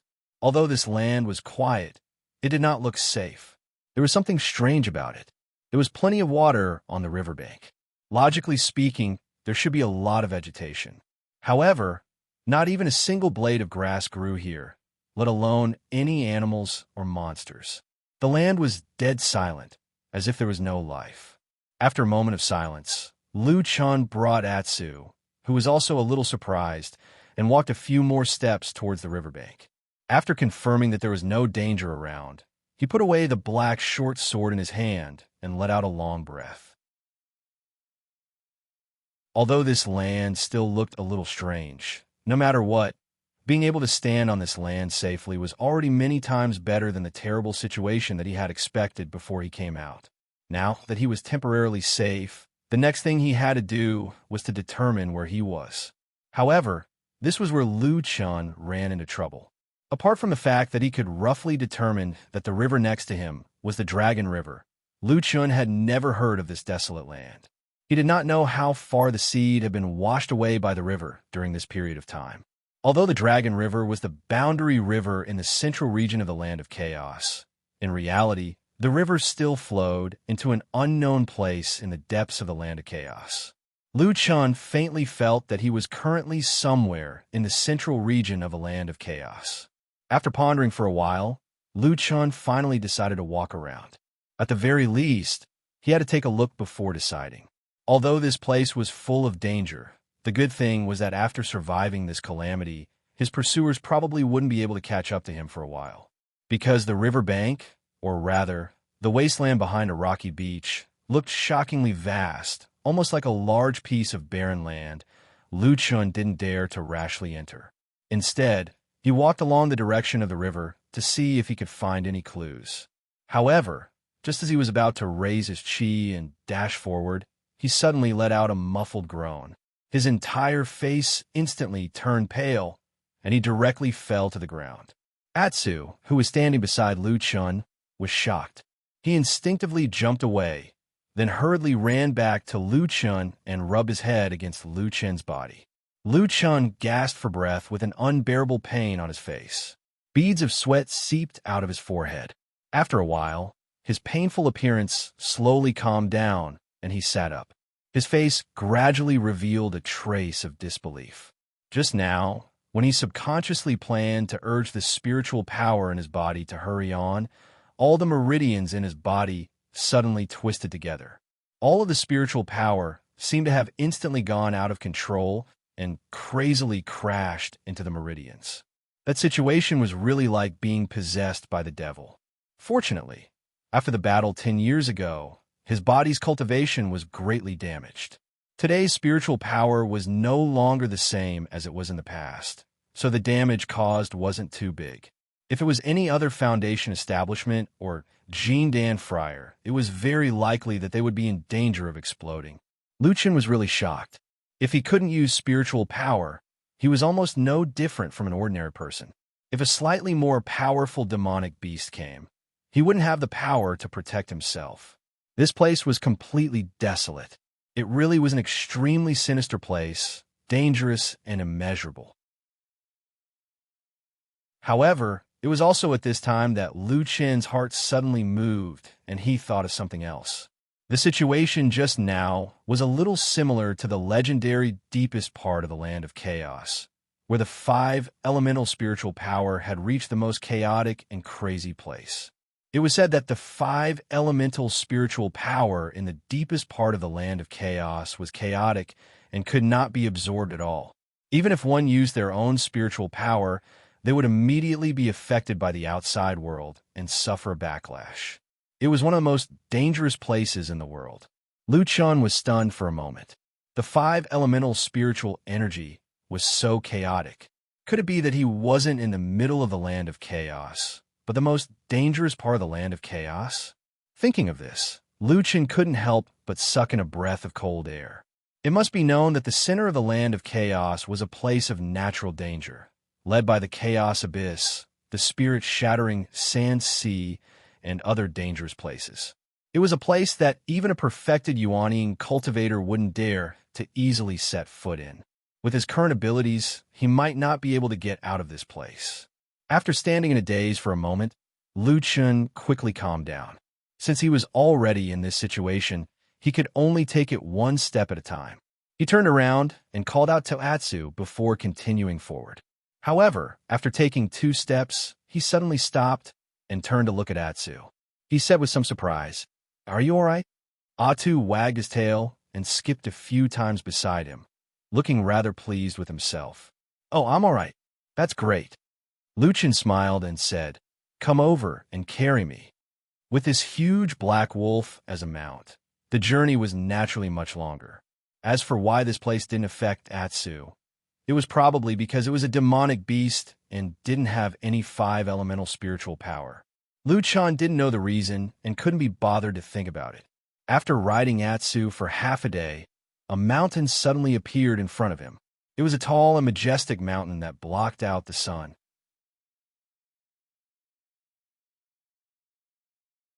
Chapter 283.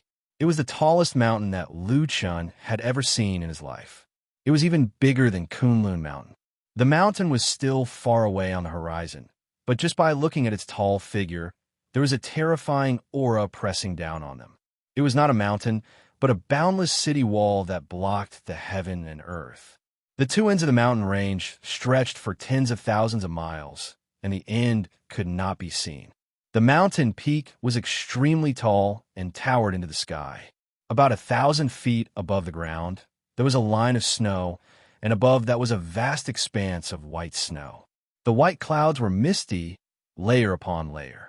It seemed that they were only at the middle of the mountain, and the higher mountain peaks were so high that they could not be seen.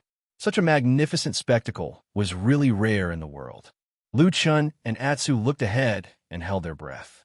But after coming back to his senses, Lucien's expression suddenly changed, and an ominous premonition suddenly flashed through his mind.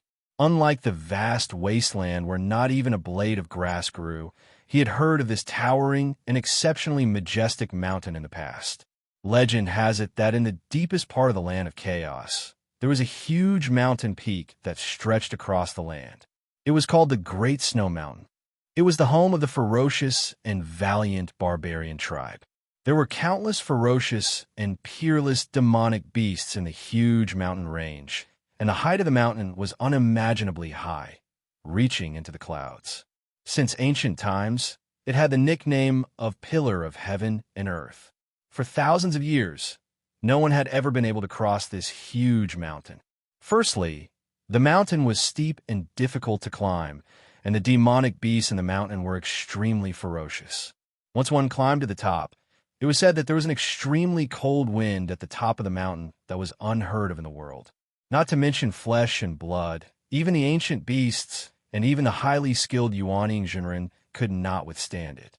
As a result, the Great Snow Mountain became a natural moat that separated the north and the south. The only exception was that after a long period of time, there would be an earth-shattering change on the Great Snow Mountain, and then the beasts would go quiet, the wind and snow would stop, and a road would appear. In the great battle between the humans and the berserkers in the past, the berserkers had seized that chance to attack the North en masse. In the end, they had suffered a crushing defeat. If the huge mountain in front of him was the legendary Great Snow Mountain, didn't that mean that he was no longer in the middle of the land of chaos, but in the core of the land of chaos? He might even be close to the southern wastelands? Lu Chen's expression turned ugly. If that was really the case, then the situation was much worse than he had expected. Sitting on the back of Atsu, he looked left and right. On one side was the barren wilderness, and on the other side was the seemingly smooth, flowing river. Lu Chen frowned. At the same time, he tried his best to recall all the memories he had of the Dragon River. However, no matter how he thought about it, he found that although the river was full of life, it was shrouded in mist. Most importantly, all the questions about where the river flowed to, the answer was almost the same. It turned into the depths of the chaotic lands and disappeared without a trace. His whereabouts are unknown. How could such a huge river disappear without a trace? Why couldn't he just follow the direction of the river? Why couldn't he find it? This seemingly simple question seemed to hide an unfathomable and terrifying secret. Atsu stood quietly, occasionally flicking its tail. Lu Chen pondered in silence for a while, then patted its head and said, "Let's go. No matter what, let's go ahead and take a look." Atsu raised its head and looked at the towering Great Snow Mountain in the distance. It looked at the barren wilderness illuminated by the scorching sun in the sky. Suddenly, it let out a long howl and ran with all its might. Like a black wind, it blew across the barren wilderness and the riverbank. Countless rocks swept past them and disappeared from sight. This run lasted for a very long time. The river was frighteningly long. When the sky darkened, Lu Chen estimated that they had run for at least 100 or 200 kilometers, but the river did not seem to have changed. The scenery in front of them also did not change. It was still a stretch of desolation. This was the result of Atsu's extraordinary endurance after it had advanced to the Holy Beast rank. If it were any other demon beast, it would have collapsed from exhaustion. At dusk, Lu Chen and Atsu stopped and prepared to spend the night on this frighteningly large riverbank. The situation in front of him was very strange. Logically speaking, if he was really near the Great Snow Mountain, then there should be even more dangerous demonic beasts hibernating in the land of chaos. But after running for such a long time, Lu Chen had not encountered a single demonic beast. It was also very strange. Although it was a good thing that they did not encounter the threat of demon beasts, there was another problem. There was no food. This riverbank wasteland was too desolate. Not even a blade of grass grew. Lu Chen and Atsu could not possibly live on rocks. However, Lu Chen and Atsu really ran over to look at some of the big and small rocks on the ground. But this place was really desolate. Other than rocks, there was only wasteland. There was not even a small worm. Fortunately, heaven never bars one's way. Although the riverbank was desolate, at least there was a big river next to it, right? Lu Chen thought of several methods and used almost all the means available to him. Finally, he caught a few fish from the water of the river. The fish in this river were also very different from the fish that Lu Chen had seen in the past. They were almost all different species that he had never seen before. Moreover, they were very fierce and aggressive. Lu Chen and Atsu were almost bitten. But it was also in the process of fishing that Lu Chen unexpectedly discovered that although he could not use his 5 elemental spiritual energy and various means, the power of the black fire seemed to be completely unaffected by the chaotic 5 elemental spiritual energy in this area. He could use it freely. It was also because of this that he was able to catch those big fish in the end. However, when Atsu ate the fish, it looked like it was in pain. From time to time, it would look at Lu Chen with some complaints. Lu Chun stared at the stupid dog and said, "It's good enough that you have something to eat. Isn't the meat a little sour? It's fine." That night, the riverbank was very dark and very cold. Lu Chun almost didn't sleep much. Fortunately, the night passed safely. There were no dangers that only existed at night, and no monsters suddenly crawled out of the river. After dawn, Lu Chun and Atsu continued to move forward. However, after running, Lu Chun quickly felt that today's Atsu was obviously faster than yesterday. At the same time, its body was stronger. Was it the result of eating the fish in the river? A few days ago, when they were hiding in the mysterious tree hole, Lu Chun basically gave Atsu ordinary meat. There was no essence or spiritual energy to speak of. As for the fish that lived in the river, it should be a kind of monster. This stupid dog was really picky. If it didn't give it good food, it wouldn't work. On this day, Atsu's speed was much faster than yesterday. When it was almost noon, the desolate and lifeless scenery that had always been the same finally changed. The first person to notice something wrong was Lu Chun. He saw that the river that had been flowing smoothly suddenly began to become a little turbulent. At the same time, the river seemed to be faintly narrowing. As they continued forward, a rumbling sound suddenly came from the originally quiet wilderness.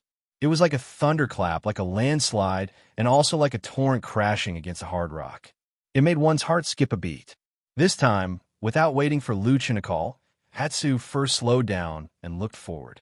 Lu Chun's face was a little dignified.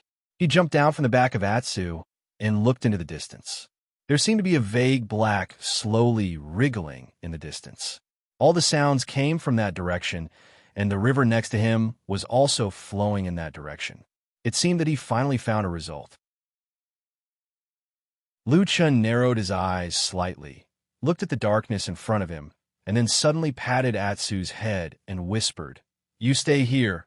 I will go and take a look." After saying that, he walked forward. When stepping on the uneven stone beach, Lu Chun suddenly found that there were some black marks on the surface of many stones under his feet. He paused for a moment, squatted down beside a stone with a black mark, and then found that it seemed to be traces of burning. When he stood up, he soon found that the stone beach he was standing on at the moment was almost full of such stones with black marks, and there were countless of them everywhere, covering an astonishingly large area. But on this barren and desolate river beach, how could there be such a huge sea of fire burning? Things were getting more and more strange, and Lu Chun's pupils also slightly contracted. However, after a moment, he still continued to walk forward. However, after he had taken 3 to 5 steps, he suddenly heard a commotion behind him. When he turned around to look, he saw that Atsu had finally caught up to him and walked to his side. Lu Chun was startled, and then he showed a trace of a smile. He didn't say anything, just patted its back, and then one person and one dog continued to walk forward.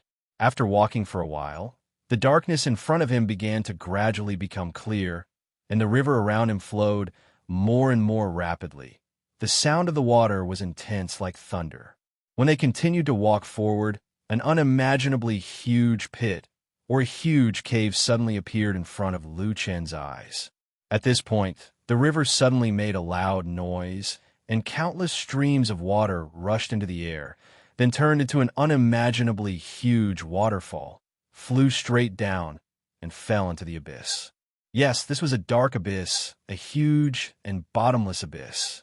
The darkness condensed under the abyss, but there were countless light spots flickering in the darkness, emitting a silver-white light, shining like stars in the dark sky. Lightning flashed and thunder rumbled incessantly in the darkness, and one could clearly see that the starlight formed a beautiful picture. The darkness was like a tidal wave, floating and sinking in the abyss, forming a strange scene.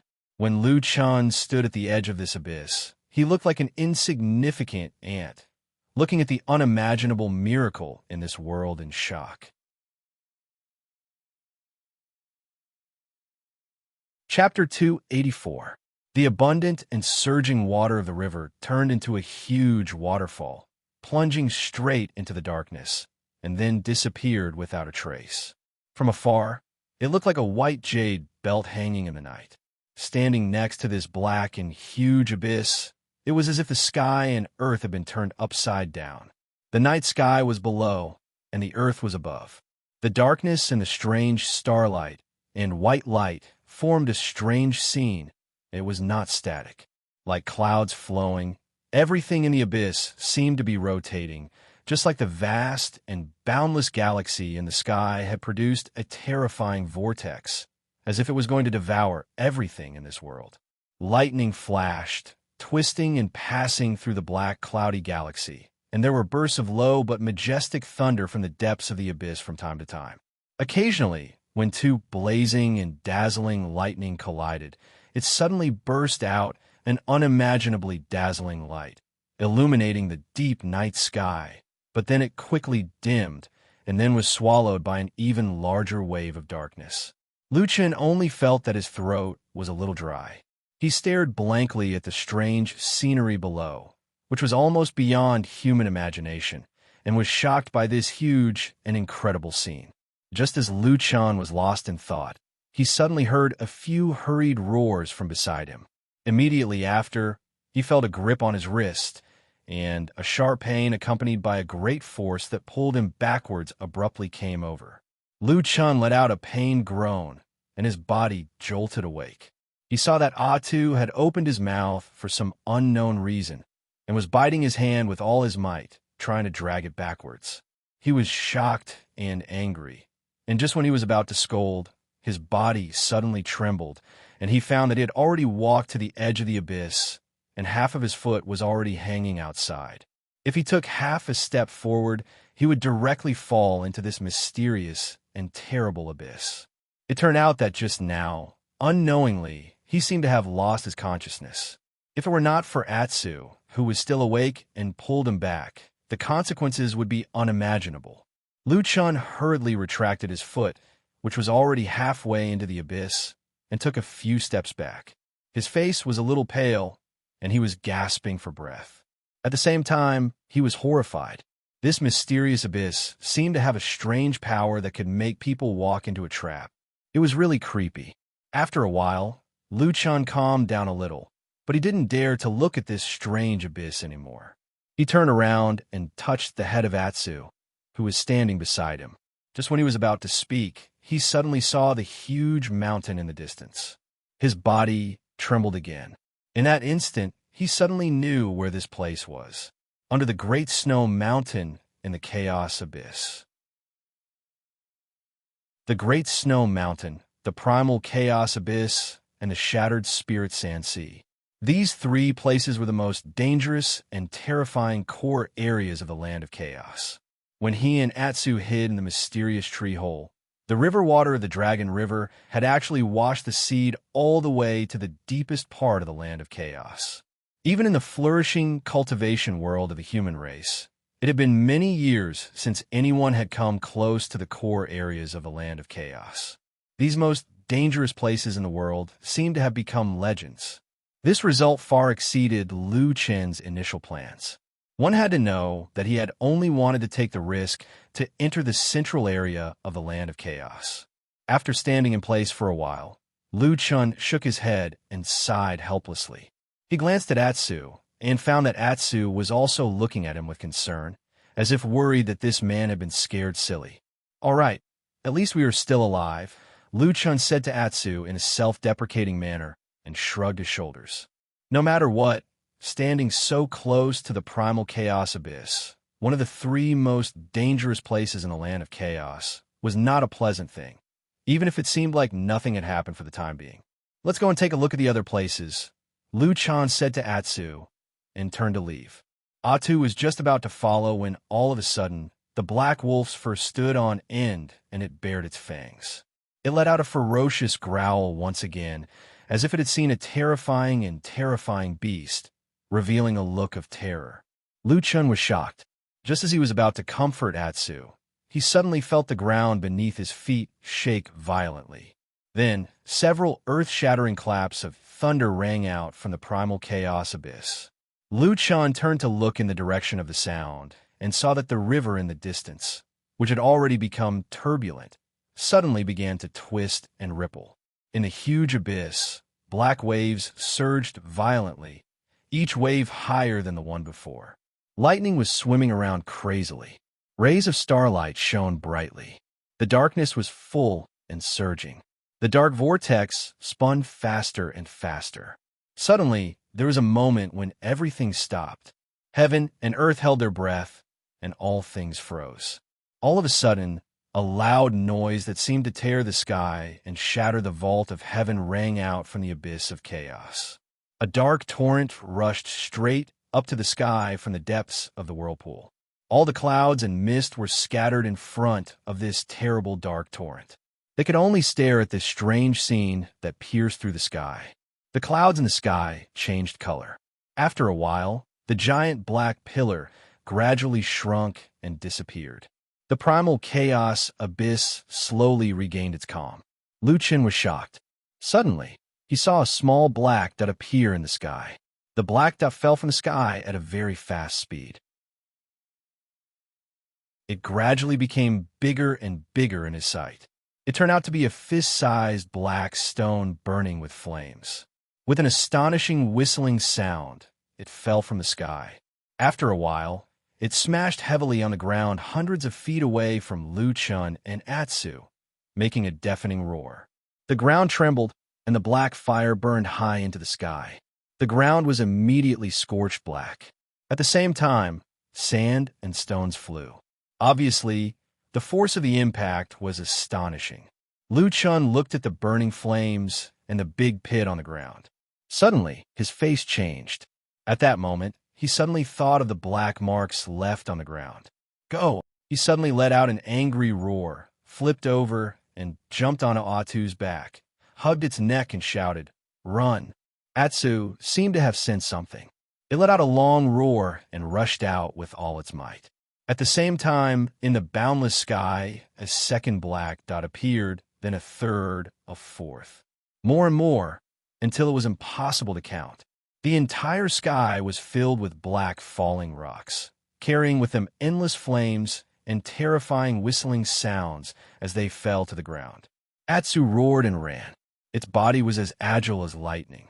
It jumped and weaved, and even the rocks of different heights couldn't stop it.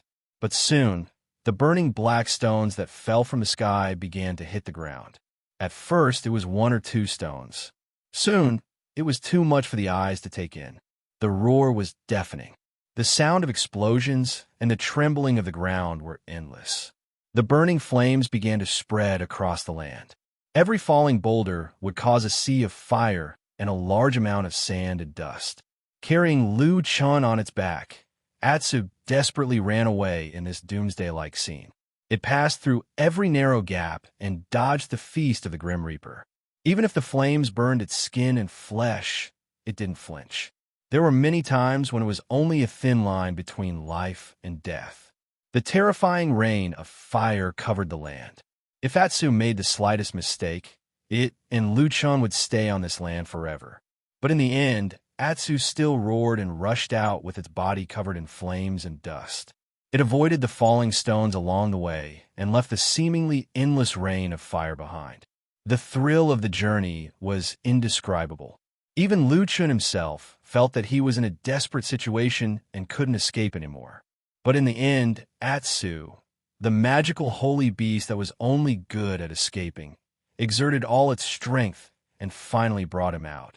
When the rain of fire subsided and the world became peaceful again, Lu Chun and Atsu stood at the edge of the land that had become a sea of fire. When they looked back, they were both speechless. At this moment, their bodies were all gray and black. Lu Chun's clothes and Atsu's fur were torn and burned in many places.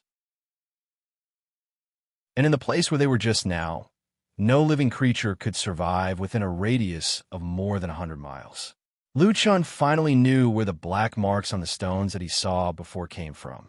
A dangerous place like the Chaos Abyss was indeed extraordinarily terrifying. And when he looked back into the distance, a desolate and withered wasteland appeared in front of him. It was boundless. "Let's go, Atsu," he said softly. Atsu responded in a low voice. It wagged its tail and followed him into the vast and desolate distance. At that time, the sun was setting in the west. Under the setting sun, Their shadows were particularly long and thin, and they were cast on the desolate and boundless desert. Chapter 285. Lu Chun and Ah Tu barely avoided the terrifying rain of fire from the primal chaos abyss. It could be said that they had a narrow escape from death. Without any hesitation, they left the area. They could not go to the Great Snow Mountain either. It was a dangerous place that was on par with the abyss of chaos. Even if they went there, they would most likely die. As for the remaining path, they did not have many choices. On one side was the boundless desert, while the other was to walk back along the rocky beach and look upstream of the river. After much thought, Lu Chun finally decided to turn back and walk upstream. If this river was the Longshuan River, they might have a chance of finding their way back. As for the seemingly vast wasteland, it was too easy to associate it with the broken spirit sand sea that was on par with the abyss of chaos and the Great Snow Mountain. Although Lu Chun could not be sure that it was that place. If the abyss of chaos and the Great Snow Mountain had both appeared, it would not be strange for the broken spirit sand sea to appear as well. In this strange and unpredictable region, danger lurked everywhere. If they wanted to survive, they had to be careful. Even so, Lu Chun did not have much confidence that they would be able to walk out of this dangerous place. They slowly approached the river and began to swim upstream. At the same time, Lu Chun carefully maintained a distance from the river. He would only approach the river when he needed to feed on the fish in the river. Just like that, they walked for a few days without encountering any accidents. Although this was a good thing, Lu Chun still felt a little strange. It was hard to say if he had not been to the Great Snow Mountain, but the abyss of chaos that he had seen was an incomparably strange and dangerous place. It was very much in line with the legendary core zone of the disorienting lands. However, the legends also said that the disorienting lands was dangerous to the point where danger lurks every 3 steps and danger every 5 steps. Not to mention ordinary people, even Yuan would have to be on high alert to deal with it. However, he had been walking here for a few days without encountering any danger. This was a little strange. Something did not seem right. During this period of time, he was suddenly in this dangerous place. Naturally, it was because when he hid in the seed, he was somehow swept here by the river. Lu Chun originally thought that he would be able to find some clues to return after walking upstream for a few days, but now he realized that he might have been wrong. Although he didn't remember staying in that mysterious tree hole for too long, at least with the gluttonous Atsu around, the food wouldn't last that long. But now, after walking for several days, Lu Chun found that the surrounding scenery did not seem to have changed at all. It was still a river and a desolate plain. Come to think of it, it was probably only when it was at the bottom of the Dragon River that the tiny seed was instantly washed far away by the rapid currents. That was how it managed to arrive at the abyss of chaos in this period of time. With this uncertain guess, Lu Chun and Atsu walked for a few more days. About 9 days after they left the abyss of chaos, they finally noticed something unusual. There was no change in the surging river, nor in the vast wilderness. However, in a patch of yellow sand ahead, Lu Chun saw a corpse that had decayed beyond recognition. The skeleton buried in the yellow sand looked a little scary, but after discovering it, Lu Chun's spirits were lifted and he was very happy. No matter what, the appearance of a skeleton meant that someone had been here before. To him, this was equivalent to a timely piece of news. The skeleton was extremely decayed, and most of it had been weathered into sand. Even the sturdiest skull had decayed in many places. However, after careful observation, Lu Chun quickly frowned and a strange look flashed across his eyes. This skeleton that had died at an unknown time looked like a human, but Lu Chun saw a broken fang near the jaw. He was shocked because it was impossible for a human to have this. This dead person was a barbarian.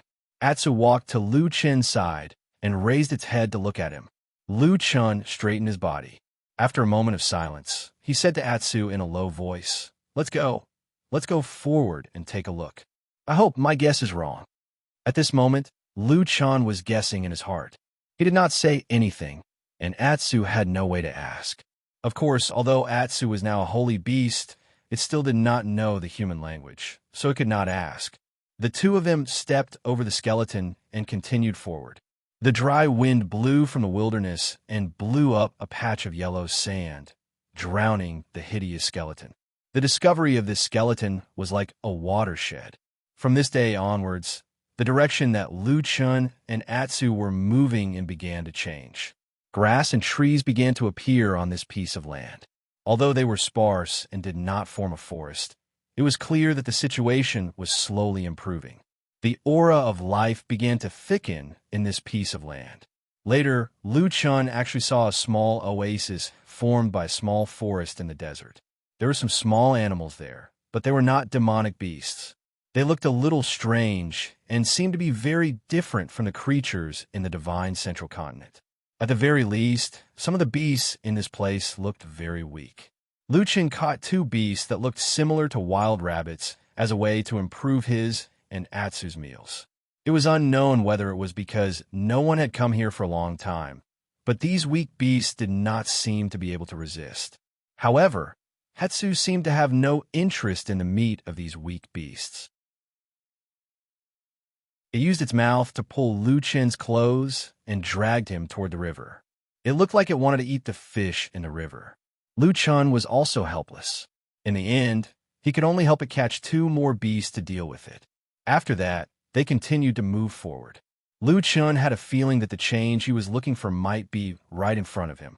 However, this change came very quickly and was also very big, so much so that Lu Chun was somewhat unprepared. On the second morning after he left the small oasis, he and Atsu were still walking upstream in a desolate wasteland when they suddenly heard a strange noise coming from the desert in the distance. The sound was unusually desolate and tragic, and the tone was boundless, as if it was recalling an ancient epic to the heavens. However, Lu Chun's expression immediately turned ugly because he felt that the voice was a little familiar. After thinking for a moment, he felt that this voice was similar to the voice of the old shaman he had heard in the battle with the barbarian tribe in the mountain ridge next to the evil Python Valley. This discovery made him look a little solemn. He informed Atsu, and then quietly ran toward the source of the sound. There was a big sand dune about 100 feet in front of them. Lu Chun and Atsu ran in that direction. As they got closer, more and more sounds came. It was like the howling of wild beasts, the blood-boiling sound of war drums, the crazy roars, and the roars seemed to be mixed with a bit of majesty. They climbed up, and then when they reached the top of the sand dune, they quietly poked their heads out.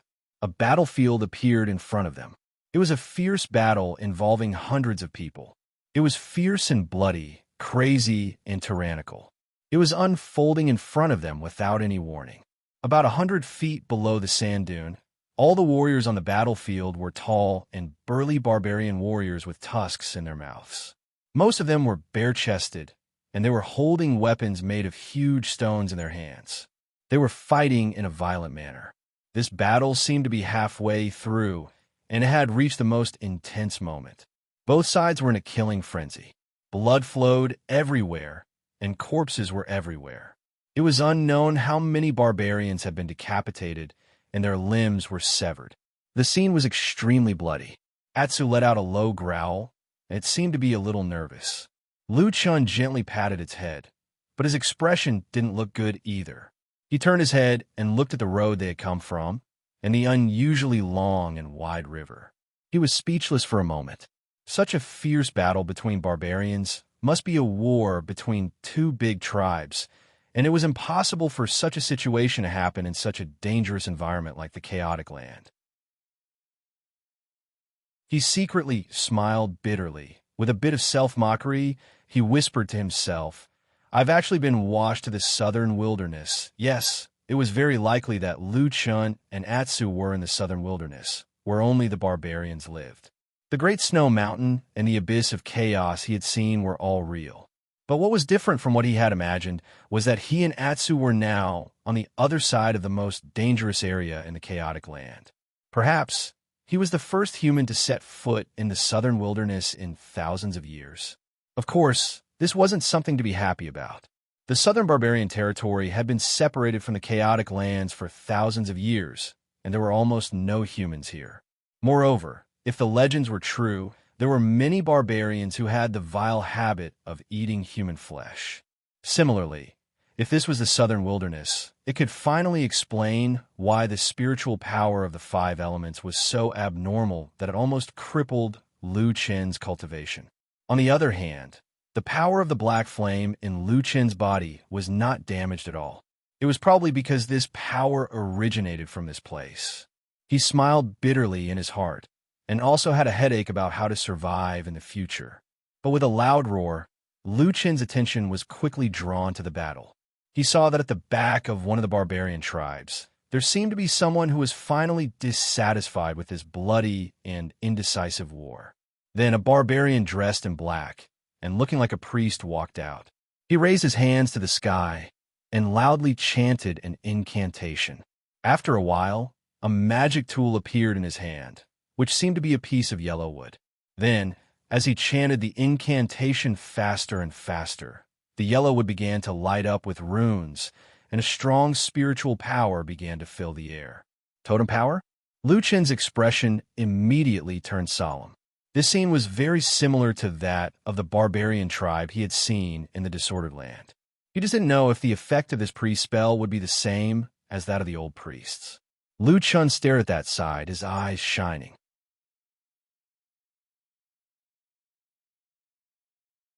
Chapter 286. The ancient incantation began to reverberate in the sky above the fierce battlefield, and immediately caused a commotion among the warriors on both sides. The difference was that the warriors on the side with the priest all revealed expressions of joy, while the warriors on the other side had expressions of fear on their faces. It was hard to imagine that not long ago, these incomparably valiant barbarian warriors, who would rather die than retreat in the face of blood and slaughter, would actually be afraid of the power of the priest. It seemed that to these warriors, this strange power was more awe-inspiring than death itself. Of course, Lu Qin could not understand this inexplicable mentality. They were not even afraid of bleeding to death, and yet they were afraid of this unknown magic. Come to think of it, perhaps these barbarian warriors had been instilled with the idea that the priest's magic was unparalleled since they were young. Otherwise, it was really incomprehensible. However, at this moment, he could not care about these things, because when he saw the magic staff in the hands of the priest when he cast the spell, his heart suddenly moved. He immediately reached out to touch his chest, and in the next moment, the half of the fire god's staff appeared in his hand. From afar, he compared the half of the fire god's staff with the magic staff in the hands of the distant priest. Very quickly, Lu Qin noticed that there was a huge difference between the two. The color of the magic staff in the hands of the priest was bright, and the whole body was smooth. Many runes were directly engraved on the magic staff, and even when it was not casting a spell, it could still be seen very clearly. However, after the priest cast the spell, although the entire magic staff emitted a yellow light, and the runes also lit up, it was in the form of dots. Many of the runes did not respond, and were still dark. Those dots of light also did not show any signs of connecting. Recalling the appearance of the fire god's staff when it was stimulated by the black fire spiritual power, Lu Qin discovered that all the twisted and complicated runes on the fire god's staff had a natural feeling of blending with water. Once the fire god's staff was stimulated by the spiritual power was like a stream of water, flowing through all the runes in the blink of an eye.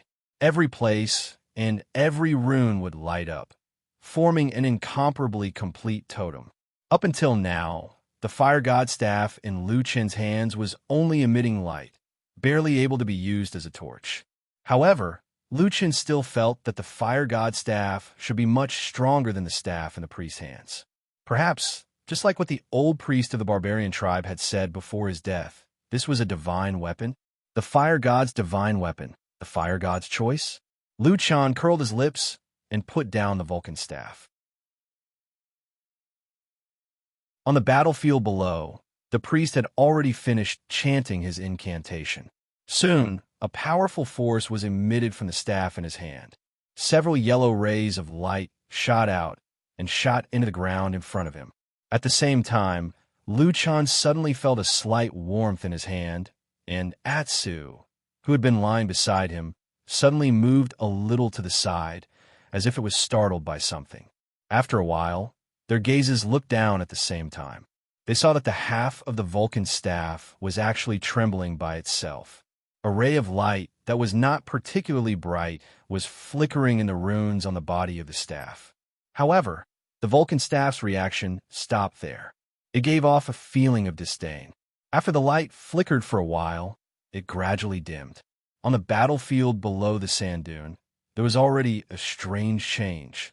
At the center of the battlefield, where the two sides were fighting fiercely, the ground suddenly trembled violently. The surrounding barbarian warriors suddenly lost their balance and fell to the ground. After a while, a low rumbling sound came from the ground.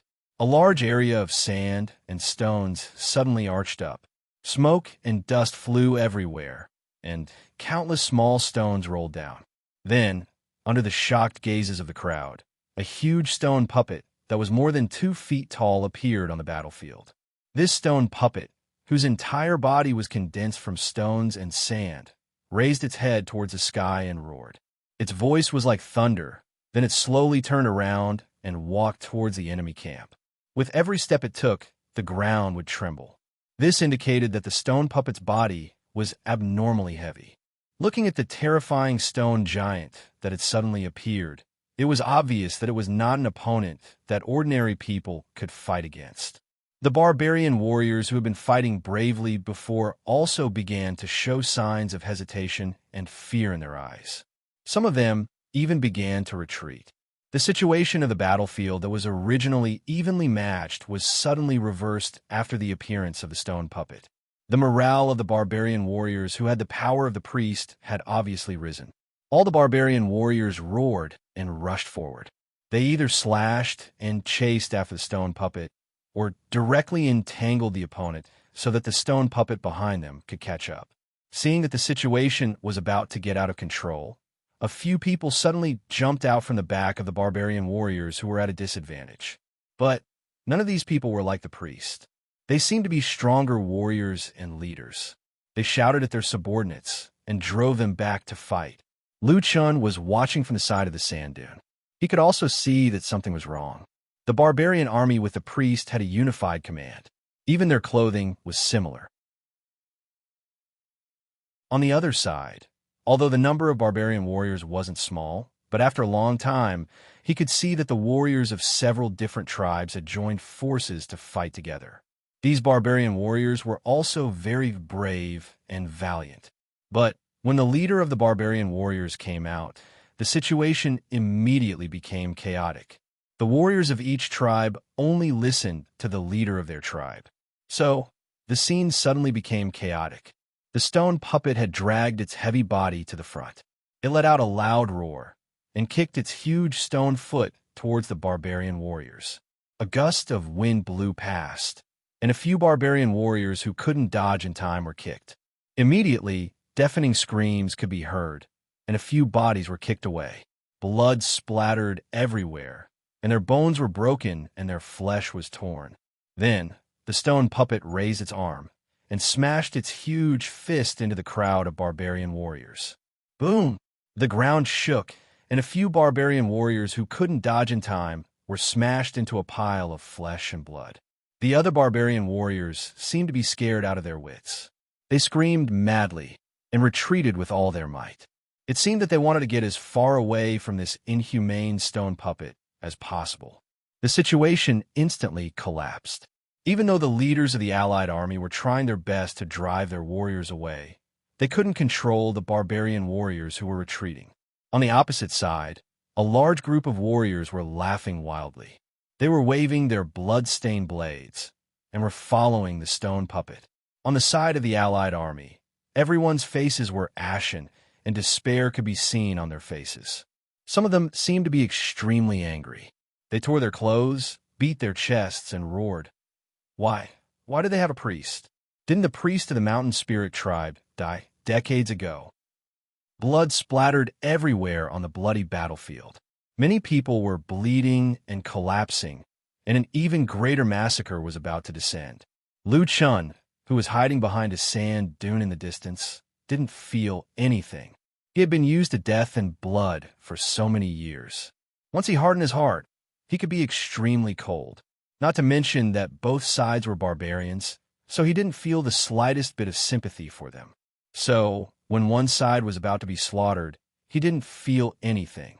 He just calmly watched for a while and felt that he shouldn't stay here any longer.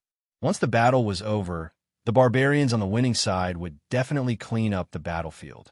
At that time, if he wasn't careful and was discovered by the barbarian warriors who had just escaped from the battle, it would be a big problem, especially the priest hiding in the depths of the battle. Although Liu Chan faintly felt that the priest's methods, especially his magic staff, were not as good as the fire god staff that he had obtained, but the various strange witchcraft and methods of the southern border barbarians were still hard to guard against. So, he finally decided not to cause any trouble. He turned his head and called out to Atsu softly, "Let's go." Atsu wagged its tail and crawled up from the ground. Liu Chan was about to retreat down the sand dune when he found that the fire god staff was still in his hand. At this moment, it was still slightly hot, but the light on the staff was almost gone.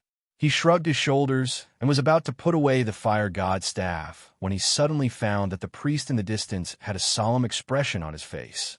His hands were twisting in the air, as if he was in the process of controlling the stone puppet. Seeing that victory was in his grasp, it was obvious that the priest's face revealed an obvious look of arrogance. Then, he looked around and saw that the barbarian warriors surrounding him were all looking at him with reverence. The way they looked at him was like that of a god. The priest was extremely pleased with himself and couldn't help but laugh out loud. He had the intention to show off. As long as I can completely make these brainless barbarians who only have a body of flesh and blood respect me, I can successfully subdue this mountain spirit tribe. When I return to the war god temple, I'm sure the few shamans will be even more satisfied with me. The priest snorted coldly and made up his mind. He grabbed the staff beside him with both hands and didn't seem to cast a spell. In the blink of an eye, a violent force flowed out from the staff and poured into the distance. The power, accompanied by the blazing yellow light, directly passed over the heads of the crowd and landed on the stone puppet. Immediately, the originally incomparably powerful stone puppet seemed to have suddenly been stimulated, and its movements actually became twice as fast as before. Even the most obvious flaw was almost fixed. With this, the stone puppet became even more of a terrifying killing machine. It swept across the battlefield and slaughtered flesh and blood. In the blink of an eye, it was about to kill its way through the enemy's formation. The priest laughed out loud, and the barbarians around him cried out in surprise. Their faces were full of reverence, and they looked as if they were about to kneel on the ground. It was also at this moment that the fire god's staff, which had calmed down in Liu Chen's hand, suddenly lit up, just like a will that had been provoked again.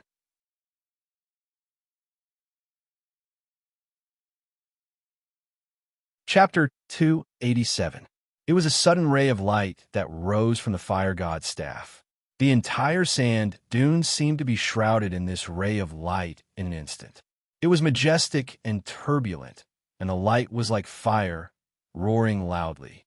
Almost at the same time, all the barbarian warriors who were immersed in the bloody slaughter and life and death situation on the battlefield did not notice the abnormality on the sand dune next to the battlefield. The only one who felt it was the priest who was casting the spell with the staff in his hand. The earthy yellow staff that was at its peak state and invincible on the battlefield suddenly trembled violently. A few rays of light immediately shot back and returned to the staff, flickering nonstop, as if it was vigilant. The stone puppet in front of it seemed to have lost a part of its strength, and its speed and agility also slowed down. But even so, this terrifying and powerful stone puppet was still a terrifying existence that could not be defeated on the battlefield. The situation of the battle still did not change, and even the two sides did not feel anything wrong.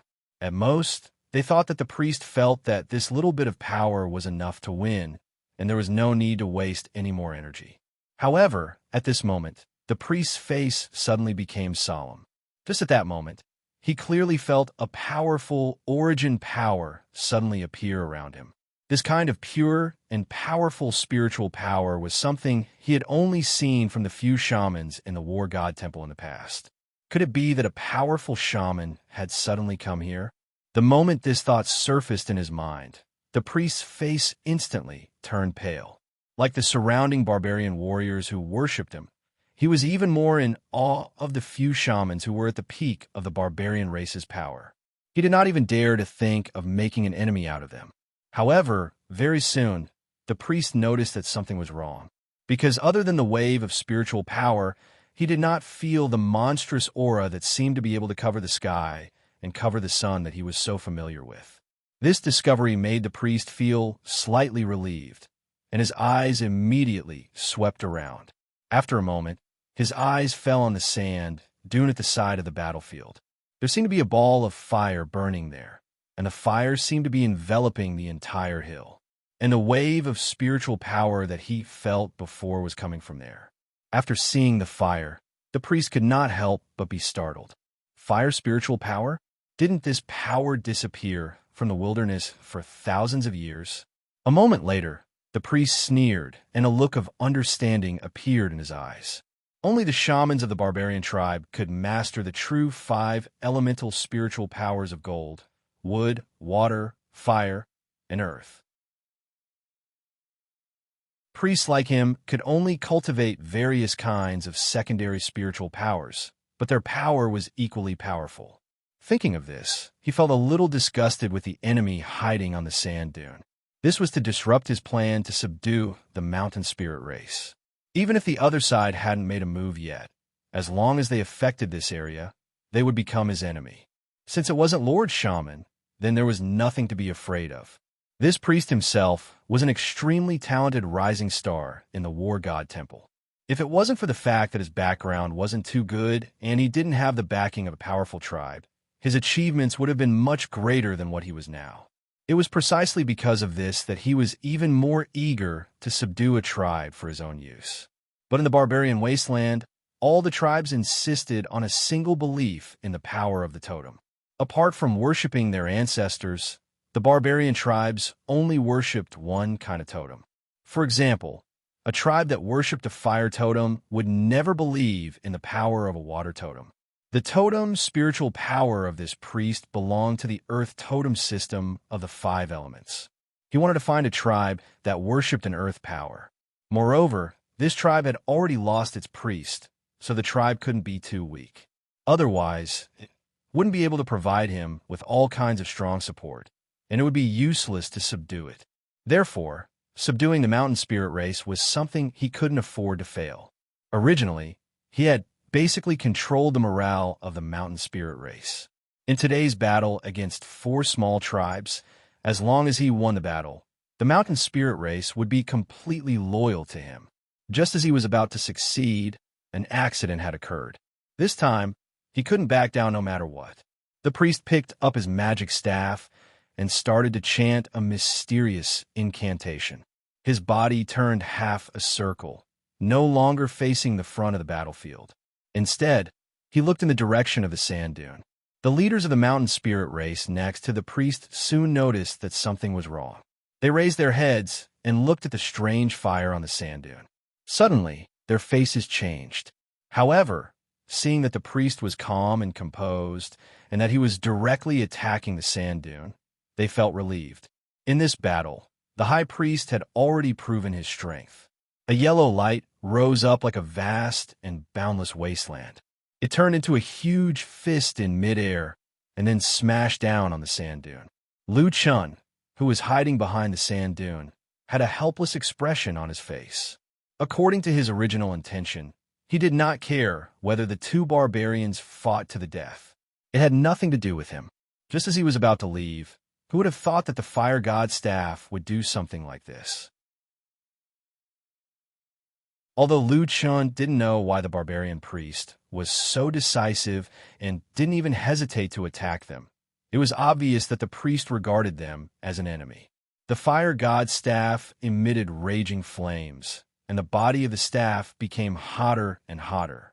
It seemed to be very angry. Perhaps the priest thought that the other side was bold and dared to provoke him. But even if he did provoke him, there was nothing he could do. Liu Chan was helpless against the fire god staff that could only be used as a torch for illumination. Seeing that the other party's powerful fist was about to smash down, in a moment of desperation, he could only channel the power of the black fire in his body into the fire god's staff. The black fire flashed in his eyes. Almost at the same time, the fire god's staff shone with a strange light. All the totem runes appeared at the same time, and a pure and powerful spiritual power gushed out. It was fire, black fire. Liu Chan was so shocked that he couldn't speak for a moment. He had tried countless times in the ancient tree hole, but he couldn't activate the fire god's staff. He didn't expect that there would be a change when he used it today. As the black flames on the Vulcan staff rose up, it immediately devoured all the original flames, turning them into dark flames. The entire sand dune seemed to darken in the blink of an eye. Then, a huge shadow appeared in midair, whistling as it flew.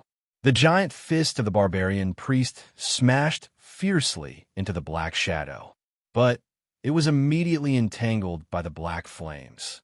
Then, a terrifying scene occurred. The black flames started to corrode the giant fist from all directions. Then, the giant fist started to emit a low-pitched sound that sounded like the wailing of ghosts and the howling of wolves. In the blink of an eye, the entire giant fist was corroded. The last bit of light tried to escape, but it was engulfed by the sea of black shadows. It didn't even make a sound before it disappeared. In the distance, the barbarian priest's face suddenly turned pale. He spat out a mouthful of blood. His expression changed greatly, and his eyes were filled with disbelief and fear. At that moment, he seemed to have seen a ghost. He lost his composure and shouted, "Devil fire, devil fire! This is the power of the black fire." His voice suddenly became hoarse. A moment later, a flame suddenly emerged from his throat. It burned crazily and danced wildly in the black shadow. It burnt and melted his flesh. The priest screamed at the sky. He even threw away the staff in his hand. He covered his throat with both hands and fell to the ground. He started to struggle and twitch. The barbarians of the mountain spirit tribe were shocked. They were all dumbfounded. They didn't know what had happened. One of the more courageous barbarian leaders, out of respect for the priest, took the risk to help and extinguish the flames on the priest's body. But in an instant, the black flames spread from the priest's body to his own body. A shrill scream came from the mouth of the strong barbarian warrior. He was not afraid of bloodshed, but at this moment he seemed to be suffering from an unimaginable pain. He fell to the ground, twisting and struggling with all his strength. The surrounding barbarians screamed again and again. They instantly retreated to the side, forming a large circle. They could only watch as the two people in the middle were burned to death by the strange and terrible black fire. In the end, only 2 charred skeletons were left. When the priest died in pain and madness, the stone puppet on the distant battlefield suddenly stopped moving. A moment later, this incomparably powerful killing machine seemed to have lost the support of its skeleton.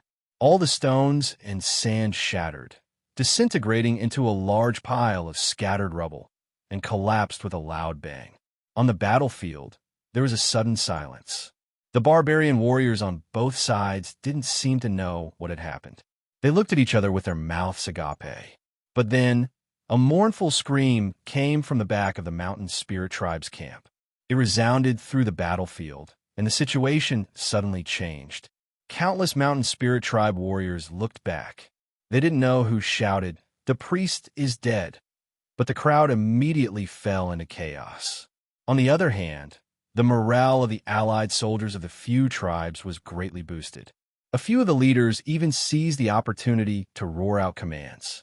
A few of the warrior leaders even took the lead and charged into the battlefield, instantly setting off a furious counterattack. The mountain spirit tribe side seemed to have fallen from the highest point. The whole formation trembled because of the priest's death. Then it began to collapse. The result of relying too much on a powerful force was that when that force disappeared, they would be weaker and smaller than ordinary people. The tide of battle turned in an instant. In the blink of an eye, the front line of the mountain spirit tribe's warriors had fallen. Blood splattered everywhere. Everyone turned around and fled. Behind the crowd, someone from the allied tribe suddenly roared, "Fire God! Fire God! The Fire God has been reborn!"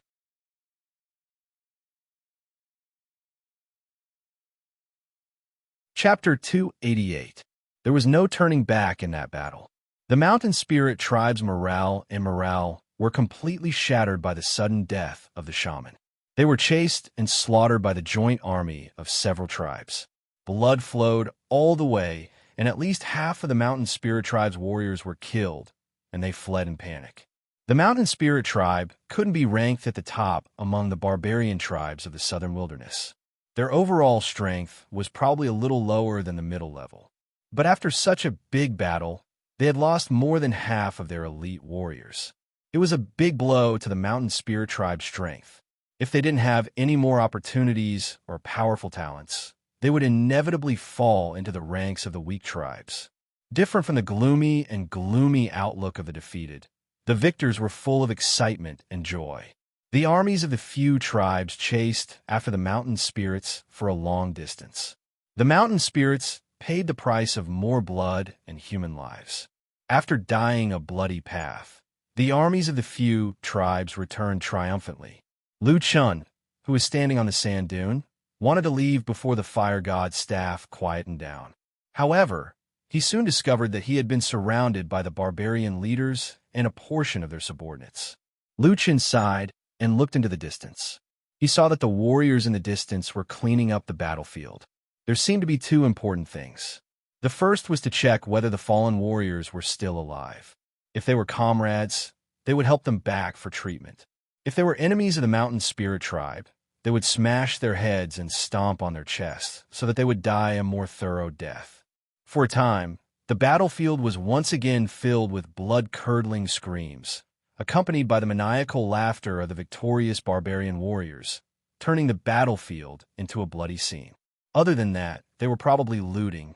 The so-called belongings were actually the belongings of the dead, such as weapons, accessories, and even clothes. Many warriors of the mountain spirit tribe were stripped naked after they died and fell to the ground in shame and dignity. What was even more surprising was that the barbarian warriors of the other tribes, who had fought together in the bloody battle, were not only looting the dead warriors of the mountain spirit tribe, but also looting the dead warriors of the other tribes, as if they had gone mad from poverty. But in this way, disputes immediately arose. Everyone wanted to rob others, but their dead brothers absolutely could not be humiliated like this. So there was an immediate uproar on the battlefield. For a moment, many people pulled out their weapons, and the atmosphere became somewhat tense. This had alarmed the few barbarian leaders who had come to the sand dune.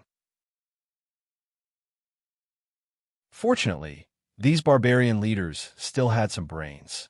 They turned around and ran back, kicking, cursing, and yelling. Finally, they managed to restrain their subordinates. They separated most of the barbarian warriors and slowly returned to their own camps. However, they naturally wouldn't return the things that they had snatched from the barbarian leaders. In this way, the battlefield finally quieted down, leaving only a miserable and ugly scene. Most of the barbarians seemed to be used to this kind of situation. Although they were fighting fiercely just now, they seemed to have forgotten about this matter after a while. They were happily counting their spoils of war. Those who had a lot of spoils of war were laughing loudly, while those who had a little bit of spoils of war were dejected.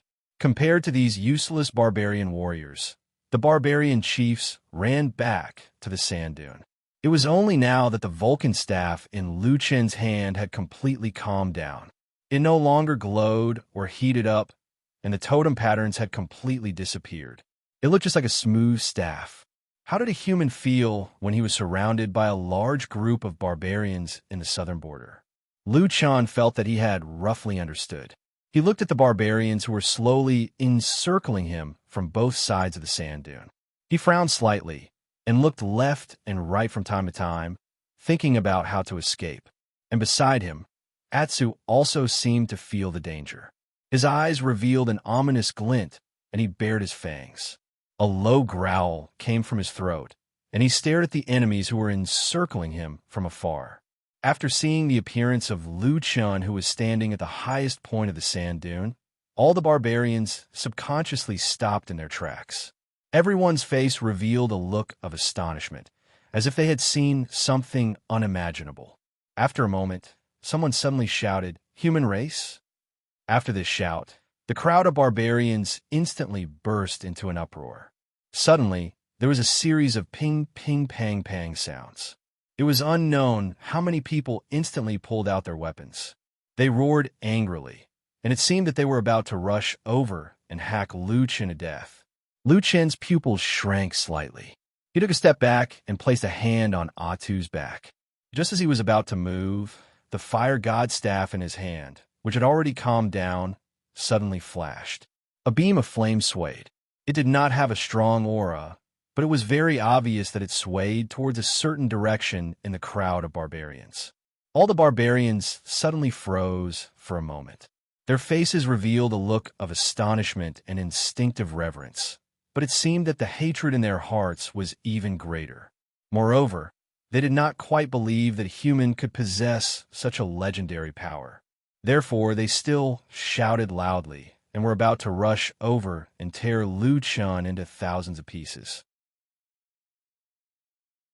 But at this moment, suddenly, a tribe leader in the crowd of barbarians roared fiercely.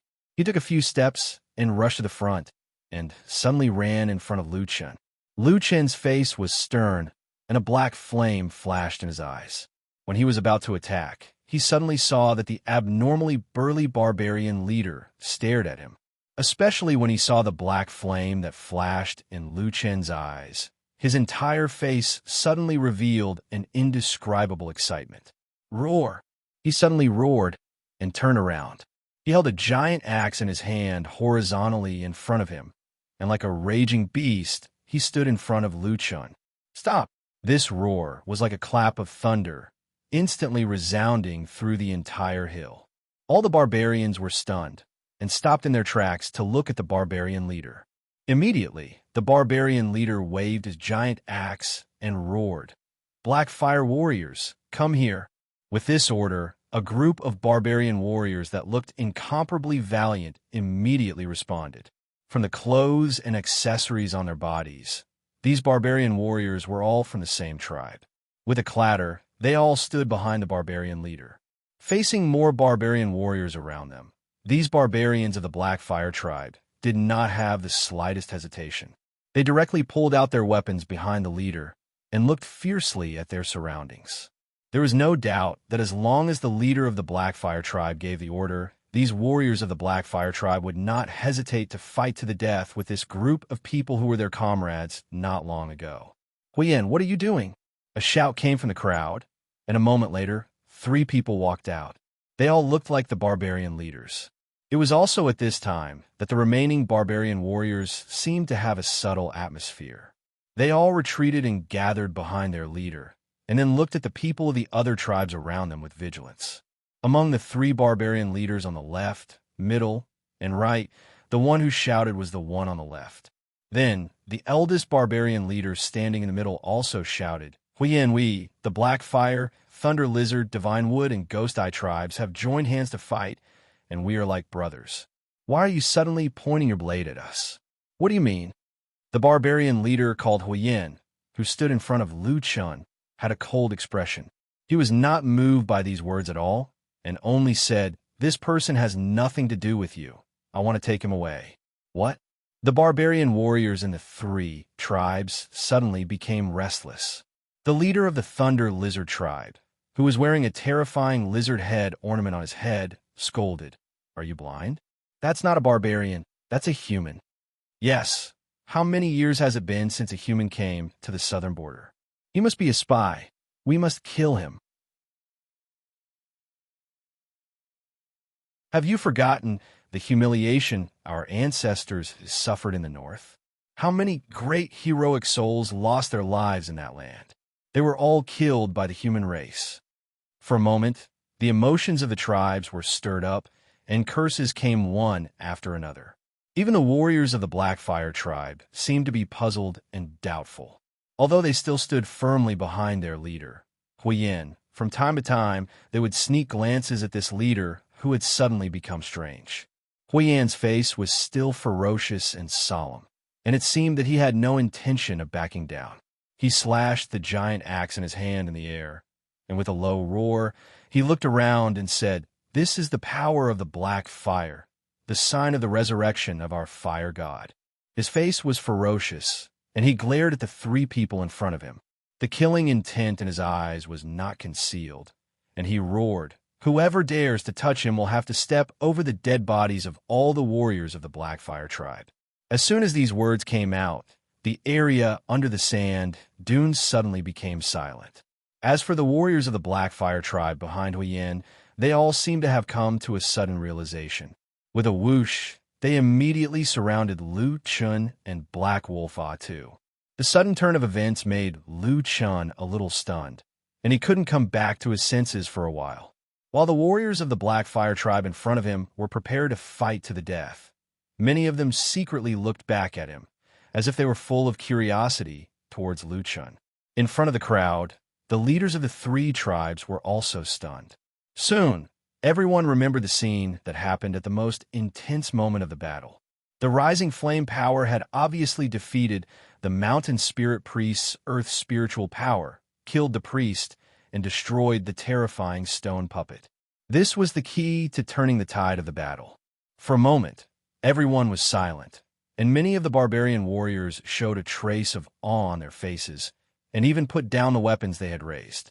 But at this time, the leader of the Ghost Eye tribe, the only one among the three who hadn't spoken, suddenly said with a cold gaze, "Huiyin, are you trying to take a priest back?"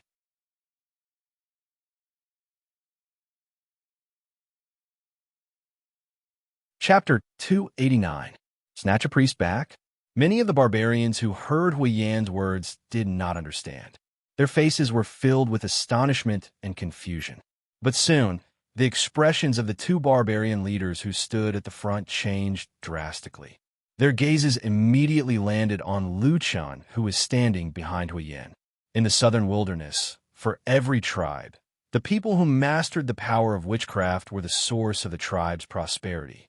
However, there were only a very small number of people who could perceive the incomparably chaotic spiritual power and use a special method to cultivate witchcraft. These people were known as priests, and among the priests, those who stood at the peak and were able to grasp the source of the spiritual energy of the Southern Territory were called shamans. Any tribe that lost a priest would not be able to maintain its prosperity. This was not only because of the weakening of the tribe's power, but also because the priest was often the wisest person in the tribe. For many years, shamans and priests had always guided the barbarian tribes of the southern wilderness.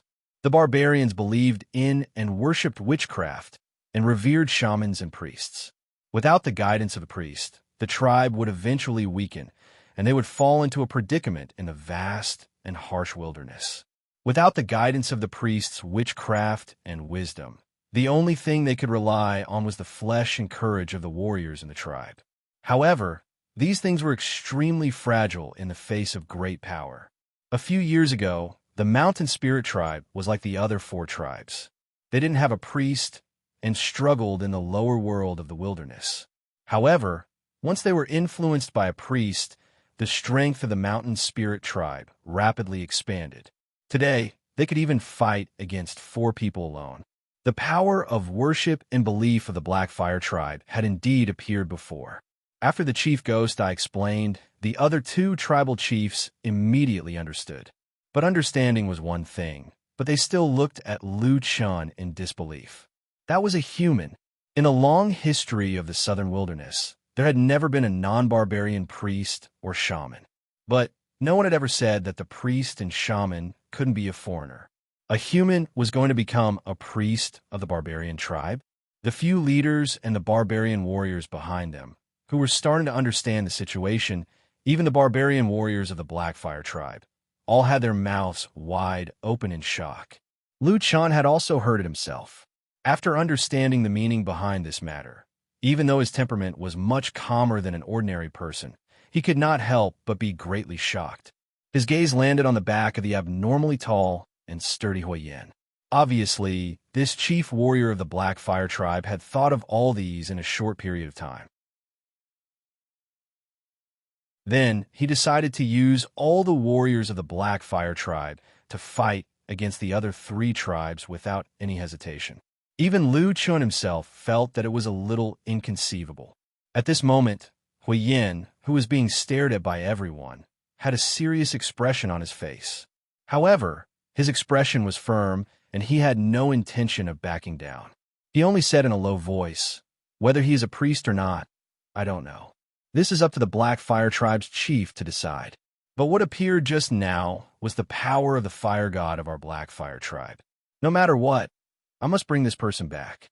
Whether he lives or dies will be decided by the chief.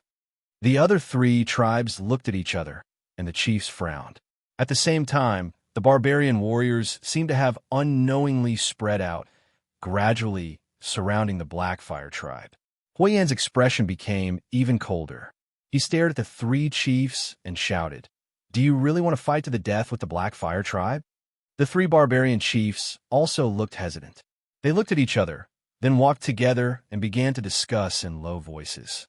Actually, based on their current strength, none of the tribes had any priests. With three tribes against one, the Black Fire tribe would definitely have the upper hand. But if the Black Fire tribe fought to the death, the three tribes would inevitably suffer some additional losses. The life of every barbarian warrior was precious. Although they could fight to the death for the tribe, as a chief, they could not easily waste the lives of the warriors under them. Otherwise, the great ancestors of the tribe would curse them, and they would forever be despised by the tribe, and their souls would never be able to return a peace. While the other three tribes were discussing, the atmosphere between the barbarian warriors suddenly became even more tense. Although Hui Yan's attitude seemed to be abnormally firm, in fact, his forehead and back were faintly covered in cold sweat. He only felt that his heart was abnormally heavy, as if there was a huge stone pressing down on it. Although the warriors of the Black Fire tribe would not question his decision, he himself had to think more. Was it really worth it for such a human? Cough, cough, cough. Just when the atmosphere was a little stiff, Hui Yin suddenly heard a light cough coming from behind him. The sound sounded a little strange. Hui Yin was startled for a moment. He turned around and saw that it was Lu Chun looking at him and giving him a look. Hui Yin was silent for a moment, then quietly took 2 steps back and came to Lu Chun's side. His body was considered tall and burly among the barbarian warriors. At this moment, when Lu Chun stood beside him, he looked like a child who had just grown up. Hui Yin lowered his voice, his expression slightly strange and complicated. He said in a low voice, "What do you want?" Lu Chun glanced at him and said, "Tell them that as long as they let us go, they will hand over all the treasures that you have plundered." Hui Yan's expression suddenly changed, and a murderous aura instantly leaked out. He could not help but take a step towards Lu Chun. Some of the warriors of the Black Fire tribe, who were closer, also suddenly became furious. In an instant, several weapons were pointed at Lu Chun. It seemed that there was no need for the three tribes to do anything. Just based on what he said just now, the people of the Black Fire tribe couldn't wait to get rid of this fraud who might have the power of their tribe's fire god. Towards the murderous aura around him, Lu Chun did not seem to feel it. His eyes only stared at Hui Yin. After a moment, he said coldly, "You want the power of the priest, so you don't believe my words?" Hui Yin angrily growled, "These things were exchanged with the lives of my warriors. Why should I hand them over? You value this very much? Of course. Do the three tribes value it? Of course. Then you throw all these things to their warriors.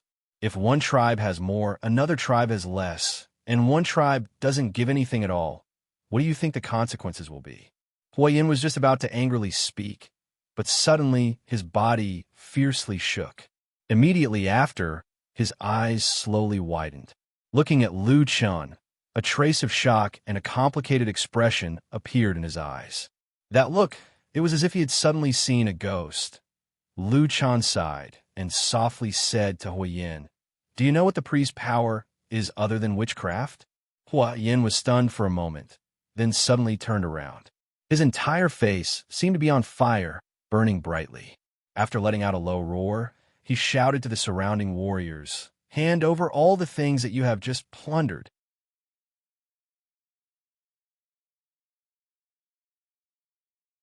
Chapter 290. Ordering the Black Fire Tribe's barbarian warriors to hand over their loot was like seeing a starving dog and ordering it to spit out the bones it had painstakingly snatched. Most of the barbarian warriors in the surroundings didn't move after hearing the shout of their leader. They all widened their eyes and looked at Hua Yin as if they were looking at a madman. At the same time, some of the Black Fire Tribe's warriors looked at Hui Yin with hostility, but not at Hui Yin, who had gone through life and death with them.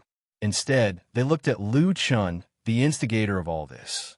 They clenched their weapons tightly, looking as if they wanted to hack him to death. The barbarians were strong and fierce, and most of the warriors were simple-minded. Therefore, even when facing Hui Yin, they would show a bit of dissatisfaction. But no matter what, Hui Yin was still the chief. Seeing the expressions of the people around him, he also became angry. However, there was no such thing as tactful persuasion among the barbarians, so he directly chose the most common and most direct method. Go to hell. The tall and fierce barbarian cursed loudly. He kicked a barbarian warrior who was standing closest to him. Then, he took a step forward and used his huge palms to smash anyone he saw. If he didn't like them, he would kick them. Along the way, the barbarians were thrown off their feet. The barbarians roared and roared continuously. The other barbarians who didn't know what was going on were stunned and looked at each other in dismay. Under the pressure of Hui Yin, all the Black Fire Tribe's warriors seemed to have become listless. With sullen faces, they obediently handed over the loot they had just obtained. In the blink of an eye, there was a huge pile of loot on the ground. Lu Chen looked at this scene from the side. He had a whole new level of respect for Hui Yin. He could tell that this person should be a person of great prestige in the Black Fire Tribe. So many fierce warriors actually didn't dare to make a sound in front of him. Not long after, almost all the loot from the Black Fire Tribe was piled up on the ground. Hui Yin's expression didn't look too good. No matter what, these bones were his own. He didn't feel good about throwing them away. Normally, he wouldn't do this even if he was beaten to death. But at this moment, things are different. As the leader of the tribe, his vision was much better than those subordinates who only knew how to fight, rob, and roar. This mysterious human possessed the power of black flames.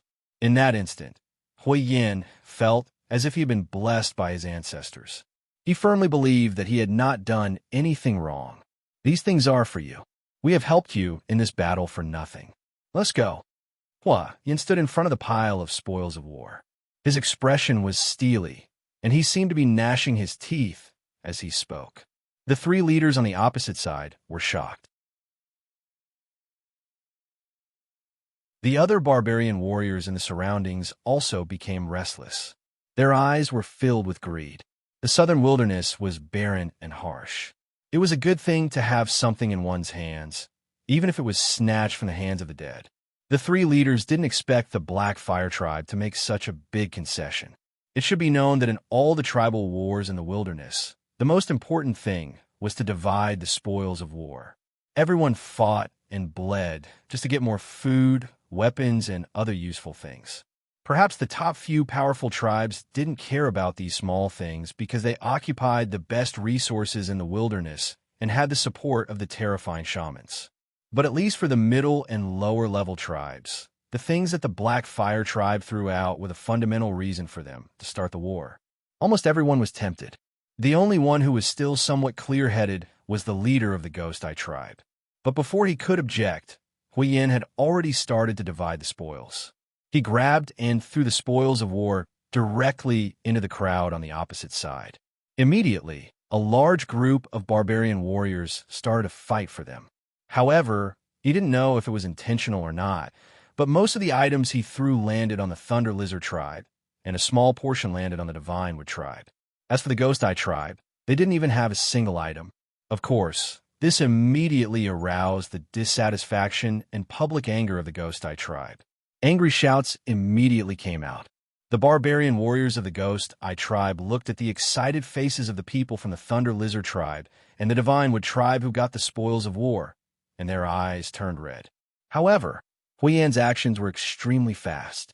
He quickly threw out the last of the items, then waved his hand and led the rest of the Blackfire tribe to surround Lu Chun and Atu as they retreated down the sand dune. At the same time, Huiyan walked at the back, his eyes shining as he stared at those people as they slowly retreated. There was a commotion among the 3 tribes on the sand dune. The leader of the Ghost Eye tribe cursed and was the first to rush out. But after a few steps, he suddenly stopped and looked back. He saw that the people of the other 2 tribes were still standing in the same place. The people of the Divine Wood tribe looked left and right. When they saw the Thunder Lizard tribe, there was envy in their eyes, but when they saw the Ghost Eye tribe, they suddenly felt a sense of superiority. After hesitating a few times, no one moved forward. As for the Thunder Lizard tribe, so many good things suddenly appeared on the ground. Originally, they had to bleed, sweat, and even risk their lives to get them. Only an idiot would follow the idiots of the Ghost Eye tribe and risk their lives. Therefore, a large group of people from the Thunder Lizard tribe were desperately fighting for the things on the ground. It looked like a group of dogs fighting for meat and bones. They didn't even look at the people of the Ghost Eye tribe. The leader of the Ghost Eye tribe flew into a rage and cursed loudly. He looked back at the retreating people of the Blackfire tribe and the tall and fierce figure. After hesitating for a while, he finally sighed and didn't chase after them. If he chased after them now, without the help of the Thunder Lizard tribe and the Divine Wood tribe, it would be equivalent to the Ghost Eye tribe fighting against the Blackfire tribe. Not to mention the fact that the outcome was uncertain. Even if the Ghost Eye tribe won, it would be a Pyrrhic victory. At that time, they would inexplicably lose the lives of more than half of the warriors of the tribe. If they couldn't destroy the Blackfire tribe, they would definitely have a blood feud with them. Most importantly, the Blackfire tribe had already King thrown out most of the things they had seized. Even if the Ghost Eye tribe won this battle, they wouldn't get many benefits. How could they fight this battle? No matter how they looked at it, they were at a disadvantage. There were many barbarians in the southern wilderness who risked their lives for revenge. But if the leader of a tribe was like that, his tribe would have been destroyed long ago. The leader of the Ghost Eye tribe hadn't encountered such a depressing situation for a long time. He looked at the backs of the people of the Blackfire tribe, gradually getting further and further away, and then looked at the 2 tribes behind him who were still gloating. The leader of the Ghost Eye tribe looked up to the sky and sighed. "Priests, those are priests," he said with a sad face, "a bunch of idiots."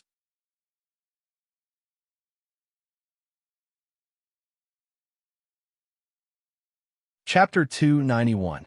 After safely leaving the sand dune and the battlefield, the warriors of the Blackfire tribe led Lu Chun and Atsu into the depths of the wilderness. Along the way, the atmosphere of the entire team was very stiff. Every time, there would be malicious gazes directed at Lu Chun, as if they wanted to devour this weak human. Lu Chun was relatively calm about this. Perhaps he was just hiding his true thoughts in his heart. However, Atu's reaction was much more direct. He was very sensitive to the hostile gazes around him. Every time someone looked at him, he would grit his teeth and stare back angrily. It looked like he was about to devour someone. Strangely, despite Atsu's ferocious demeanor, the barbarian warriors were not angry at all. They looked at Lu Chun with disgust, but when they saw Atsu, their expressions changed. Most of them were actually appreciative. Some even pointed at Atsu and nodded, praising the ferocity of this black wolf.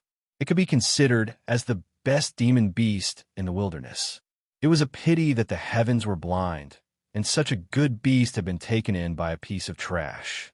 While saying such contemptuous words and glancing at the disdainful gazes, everyone revealed a look of regret and pain.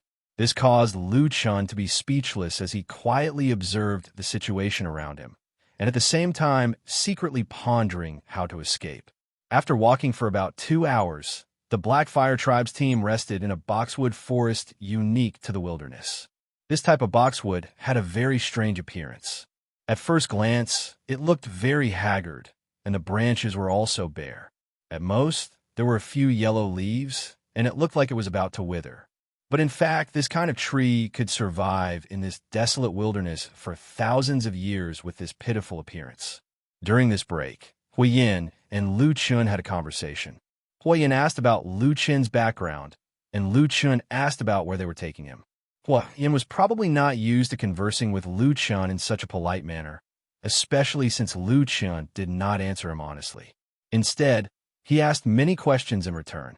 There were a few times when Lu Chun clearly felt that the burly and fierce barbarian had the urge to go berserk, roar, and punch and kick to increase his power. Judging from the way the surrounding barbarian warriors quietly retreated, Lu Chun's feeling seemed to be right. But for some unknown reason, Huiyin, this seemingly violent and ferocious barbarian, actually managed to suppress his violent temper in this first formal conversation with Lu Chun. Not only did he not touch a single hair on Lu Chun's head, he even answered all of Lu Chun's questions. From this, Lu Chun learned that the Black Fire Tribe was indeed a great tribe with a glorious history. In the vast wasteland of the southern border, among the countless barbarian tribes, only 7 of the strongest tribes had ever produced a supreme expert like the shaman. Without exception, all of them had mastered the most powerful source of power in the southern barbarian witchcraft, and the Black Fire Tribe was one of them. The shaman that once appeared in the Black Fire Tribe was respectfully called the Fire Shaman. When Lu Chun heard the words Fire Shaman, his heart was filled with an indescribable feeling of absurdity. It was as if he suddenly saw fate smiling evilly at him. However, his many years as a shadow allowed him to hide this strange and indescribable feeling in his heart, not revealing it. And when Huiyin asked him about his origins, Lu Chun did not hesitate too much. He very naturally and smoothly told the barbarian leader that he was adventuring in the disorienting lands a few days ago and accidentally found a dilapidated village in the depths of the disorienting lands. Of course, there was a barbarian village inside, and he coincidentally obtained the Vulcan staff at that time. When Lu Chun said this, he also recalled the layout of the village to Huiyin, as well as some of the totems and patterns that he remembered being drawn all over the village. When he heard this, Huiyin was so excited that he could not help but stand up. Not only him, but the surrounding warriors also gathered around, their faces filled with disbelief. Some of them were so excited that their bodies were trembling slightly. Unfortunately, Lu Chun did not give these barbarian warriors too much hope. He very definitely told them that everyone in the village had died. And in a moment of compassion, he took care of and fed the dying old shaman a few mouthfuls of water. The old shaman gave him half a wooden staff and said that it was called the Vulcan staff. He asked him to bring it back to the southern wilderness and return it to the Vulcan. Halfway through his speech, Huiyin and the surrounding barbarian warriors of the Black Fire Tribe were so excited that they could not control themselves. The original suspicion on their faces had disappeared in an instant.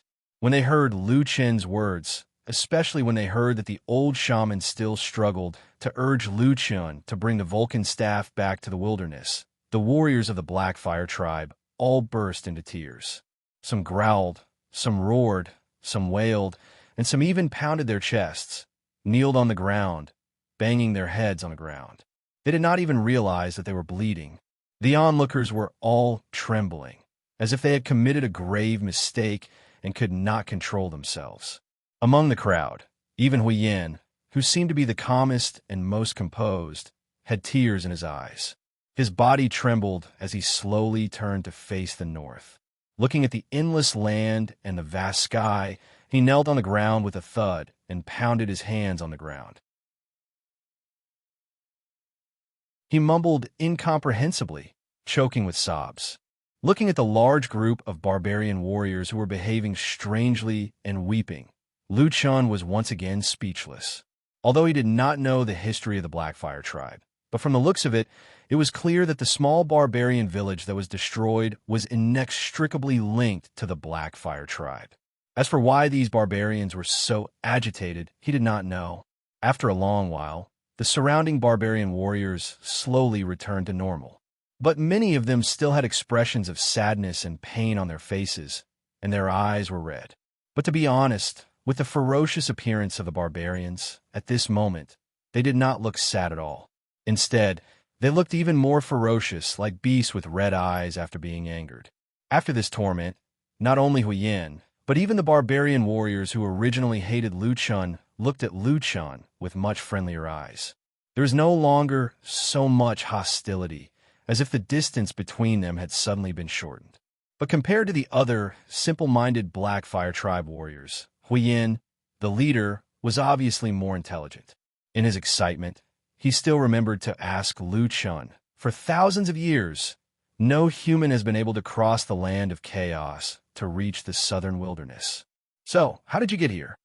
This question was not easy to answer. He definitely could not tell the truth. That seed was Lu Chen's biggest secret. Therefore, Lu Chun could only make up a story. He only said that after burying the old priest, he left the village. Not long after, he was chased by ferocious beasts and fell into the terrifying Dragon River. In the middle of it, he encountered an even more ferocious and unimaginably terrifying giant beast in the river and was knocked unconscious. He thought that he would definitely die, but before he fainted, he vaguely felt that half of the fire god's staff suddenly lit up and a mysterious light enveloped his whole body. After that, he did not know. When he woke up, he was already in the southern wilderness. What happened next was that he accidentally saw the battle between the four tribes. There were many flaws in this story, but to the Black Fire Tribe, it was surprisingly effective. They almost immediately believed it without a doubt. With Huyen as the leader, the barbarian warriors immediately knelt down and then made a strange but solemn salute to the sky, loudly praising the supreme glory and power of the fire god. Lu Chun stood at the side and silently looked at this tribe that believed in the fire god. Suddenly, he thought of the fanatics of the Three Realms demonic cult that he had seen in the vast land of the Divine Land. Although the races were different and the things that they believed in were completely different at this moment, in Lu Chen's mind, their figures actually overlapped. In this life, Lu Chun had never believed in any gods. If he did not have such an unwavering belief, he would have long collapsed in the demonic cult. At this moment, he naturally had no respect for the so-called fire god. He just subconsciously felt that it was a little strange. At the same time, since he came to the southern wilderness, it seemed that everything was too coincidental. After getting the fire god's staff, he encountered a tribe that had the inheritance of the Black Fire Tribe. If it were not for his strong will, if it were someone else, they might really suspect that all this was arranged by that god. For the rest of the journey, many warriors of the Black Fire Tribe were much more polite to Lu Chun. They no longer looked at him with hostility. Instead, they often looked at him with reverence. Lu Chun knew why, because he often saw the barbarian warriors looking at the fire god staff in his hand with the same kind of gaze. That should be the artifact that belonged to the fire god, right? Huyen once asked him to check the fire god's staff, and Lu Chun gave it to him. Huyen took it carefully, and after rubbing it repeatedly, it could be seen that he wanted to use his own power to activate the fire god's staff, so that it would show the powerful black fire god's miracle. But unfortunately, the fire god seemed to ignore him, and the fire god's staff did not respond. At this moment, Huyen seemed to have suddenly become smarter. He actually shamelessly called all the warriors of the Black Fire Tribe together and tried it out one by one. The Black Fire Tribe was the tribe that admired the fire god the most. They were the direct descendants of the fire god's power, so there would definitely be people that were favored by the fire god. No one said anything about this. However, in this subtle atmosphere, if there really was someone who was favored by the fire god, the humans seemed to be dispensable after completing the mission of returning the fire god.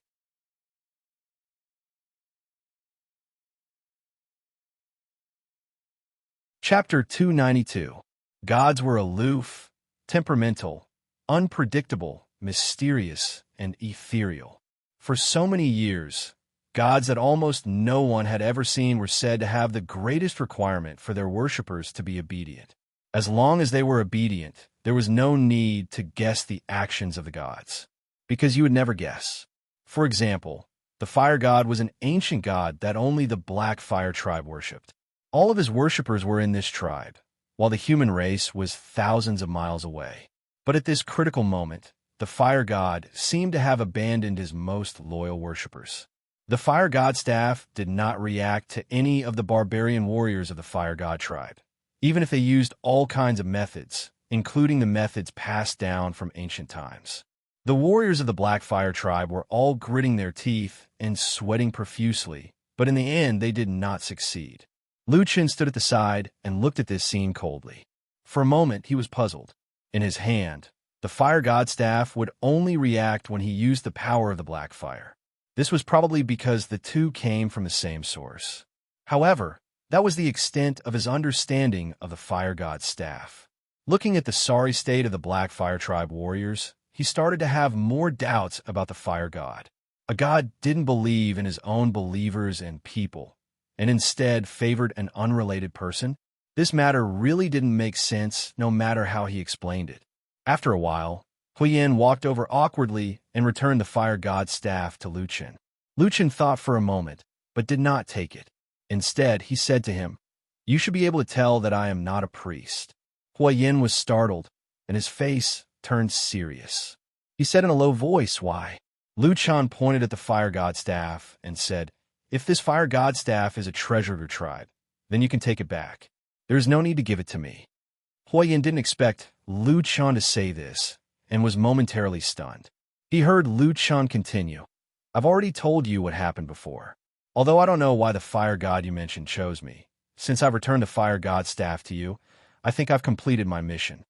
He looked at Huiyin and calmly said, "Take this treasure back. I don't want it. Then, I'll leave this place myself. What do you think?" Huiyin's expression changed. Some of the barbarian warriors nearby, who heard their conversation, were also stunned. However, after pondering silently for a moment, Huiyin looked around at the barbarian warriors and shook his head. He stuffed the fire god's staff into Lu Chen's hands and said, "This won't do. Since the fire god has chosen you, he must have his reasons." As he spoke, he turned to the surrounding black fire warriors and said loudly, "I've thought about it. The reason why we were unable to reignite the fire god staff is because we committed a huge mistake in the past. The fire god still wants to punish us." There was a commotion among the warriors, but when Lu Chen looked over, many of them had a look of sudden understanding and nodded their heads, as if they had been woken up by Huiyin's words. Then, when they looked at Lu Chen's side again, their faces were filled with respect. It really seemed like they were looking at a priest. Lu Chen felt somewhat helpless. Just as he was about to say something, Huiyin had already turned around and pulled Lu Chen back without batting an eyelid.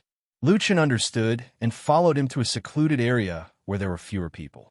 Huiyin said in a low voice.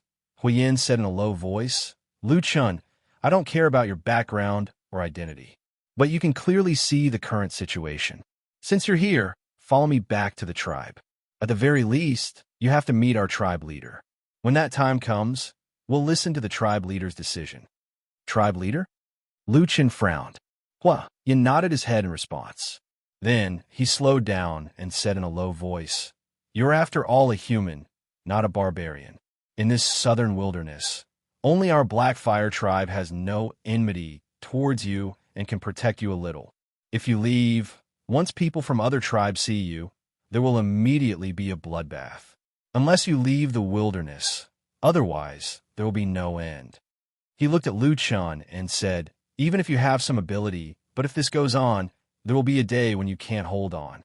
Lu Chen was silent, but in his heart, he had to admit that this seemingly rough and fierce barbarian's words were indeed very reasonable. The way back was blocked by the Great Snow Mountain and the abyss of primal chaos. The Great River, the Dragon River, was even more dangerous. With his current ability, it was impossible for him to cross it. Not to mention that apart from the strange black fire in his body, his original Dao techniques and divine arts were almost completely crippled due to the chaos of the 5 elemental spiritual energies. Therefore, after thinking for a long time, Lu Chen sighed and nodded, "All right." The Black Fire tribe's location was not too far from them. They arrived at the tribe's location in the evening. Under the dim night sky, Lu Chen saw from afar that the Black Fire Tribe's camp was actually built on flat ground without any cover. There were some stones piled up around it as a wall, which could barely be considered as a defense. But looking at the height of the stone wall, it was estimated that it could only defend against some small beasts passing by in the wilderness. If there were really enemies, it would be useless. They could only rely on the tribe's warriors to fight with their flesh and blood. It was probably because of this that the elite warriors of the Black Fire Tribe didn't dare to leave their tribe too far. The battlefield couldn't be more than a day's journey away from their tribe. They were afraid that if something happened to the tribe, it would be too late for them to rush back. Probably hearing the movements of the Black Fire Tribe's warriors returning, there was a sudden commotion in the originally quiet Black Fire Tribe. Then, many barbarians ran out and welcomed them. Suddenly, there were cheers and shouts at the entrance of the camp. Many women and children who stayed behind to guard the camp finally saw the people they wanted to see after being on tenterhooks for a long time. For a moment, there were all kinds of hugs and laughter, showing that even the fierce and barbarians had a human side. In this process, Lu Chen suddenly realized something that he had neglected before. Everyone was smiling. Until he walked into the camp, he did not see anyone crying or wailing in sorrow. At most, there were people who were injured and were asked about their well-being.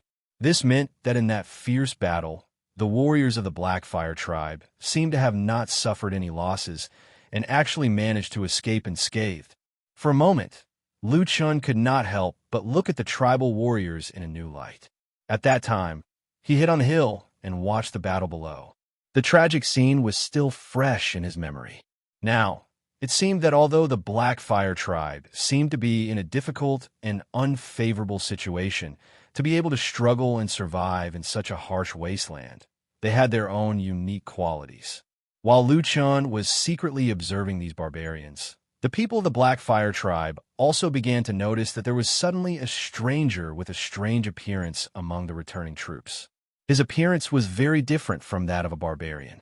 Very soon, someone thought of the legendary human race of the North, and immediately someone cried out in surprise. This cry alarmed even more people. In a moment, many barbarians of the Black Fire Tribe surrounded him. Most of them were women and children. The women were very cautious and kept a distance from Lu Chen, but the barbarian children were unscrupulous. Many of them came closer to look at Lu Chen, shouting excitedly. Some of the bolder ones even stretched out their legs to kick him. It seemed that the education of the Black Fire Tribe was very bad for the human race. There were even some who pulled out palm-sized knives and stabbed at him while screaming. This behavior immediately shocked the barbarian warriors who escorted Lu Chen back. Although Lu Chen was a human, the fire god liked him. In an instant, more than a dozen barbarian warriors surrounded them, scolding and scolding, chasing away those reckless brats. Among them, the most conspicuous one was Hui Yan's tall and sturdy body. The leader of the barbarian warriors jumped over and directly grabbed the tallest and strongest child, who was also the only one who pulled out a knife and was about to stab someone. He slapped the child to the ground, then grabbed one of the child's legs and lifted him up. The child was not afraid of him and was still struggling in midair. He held the knife and waved it at Lu Chen, shouting, "Let me go, let me chop off his head and put on the roof of father's house." Hui Yan's face darkened as he cursed. He stretched out his hand and tossed the little boy away. The child fell to the ground and rolled a few times, but his skin was surprisingly sturdy. He flipped over and jumped up again, still cursing and shouting, "Father, why didn't you let me kill him? Isn't he a human?" "Shut up," Hui Yan scolded, then signaled Lu Chen to follow him. Lu Chen and Atsu followed behind him, walking deeper into the tribe. At this moment, when everyone saw this scene, they naturally knew that Lu Chen's identity was somewhat different from others, so they did not say anything. Only the child still looked very fierce, staring at Lu Chen with an unconvinced expression. When they walked past the child, Lu Chen glanced at him and saw that the child was still trying his best to show a fierce expression, glaring at him fiercely. He could not help but laugh, and said to Hui Yan, "Your son?" Hui Yan coughed and said, An idiot. The child was furious, but did not dare to get angry at his father. Instead, he pointed at Lu Chun and shouted, "I'm not an idiot. Let me fight him one-on-one. Watch me chop off his head and put it on father's. Shut up." Hui Yan's nose was almost crooked from anger, and he said angrily, "The others are all fine. Only you keep shouting. What are you doing?" At this moment, they came to the front of a large stone house, and a slightly hunched figure walked out from the dark house. The child immediately seemed to have met his savior, jumping over and grabbing that person's hand, shouting, "Grandpa! Grandpa! Look at father. He won't let me kill this hateful human."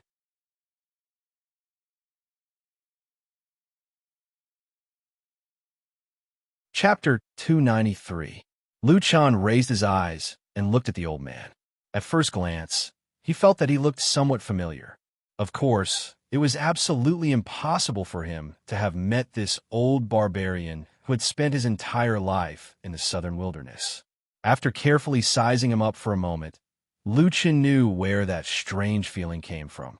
From the outline of his face, the old barbarian's facial features were somewhat similar to Hui Yan's. However, Hui Yan was in the prime of his life, and his energy, qi, and spirit were all at their peak, giving off a ferocious and valiant aura. On the other hand, it was hard to tell the age of this old barbarian, but he was obviously very old.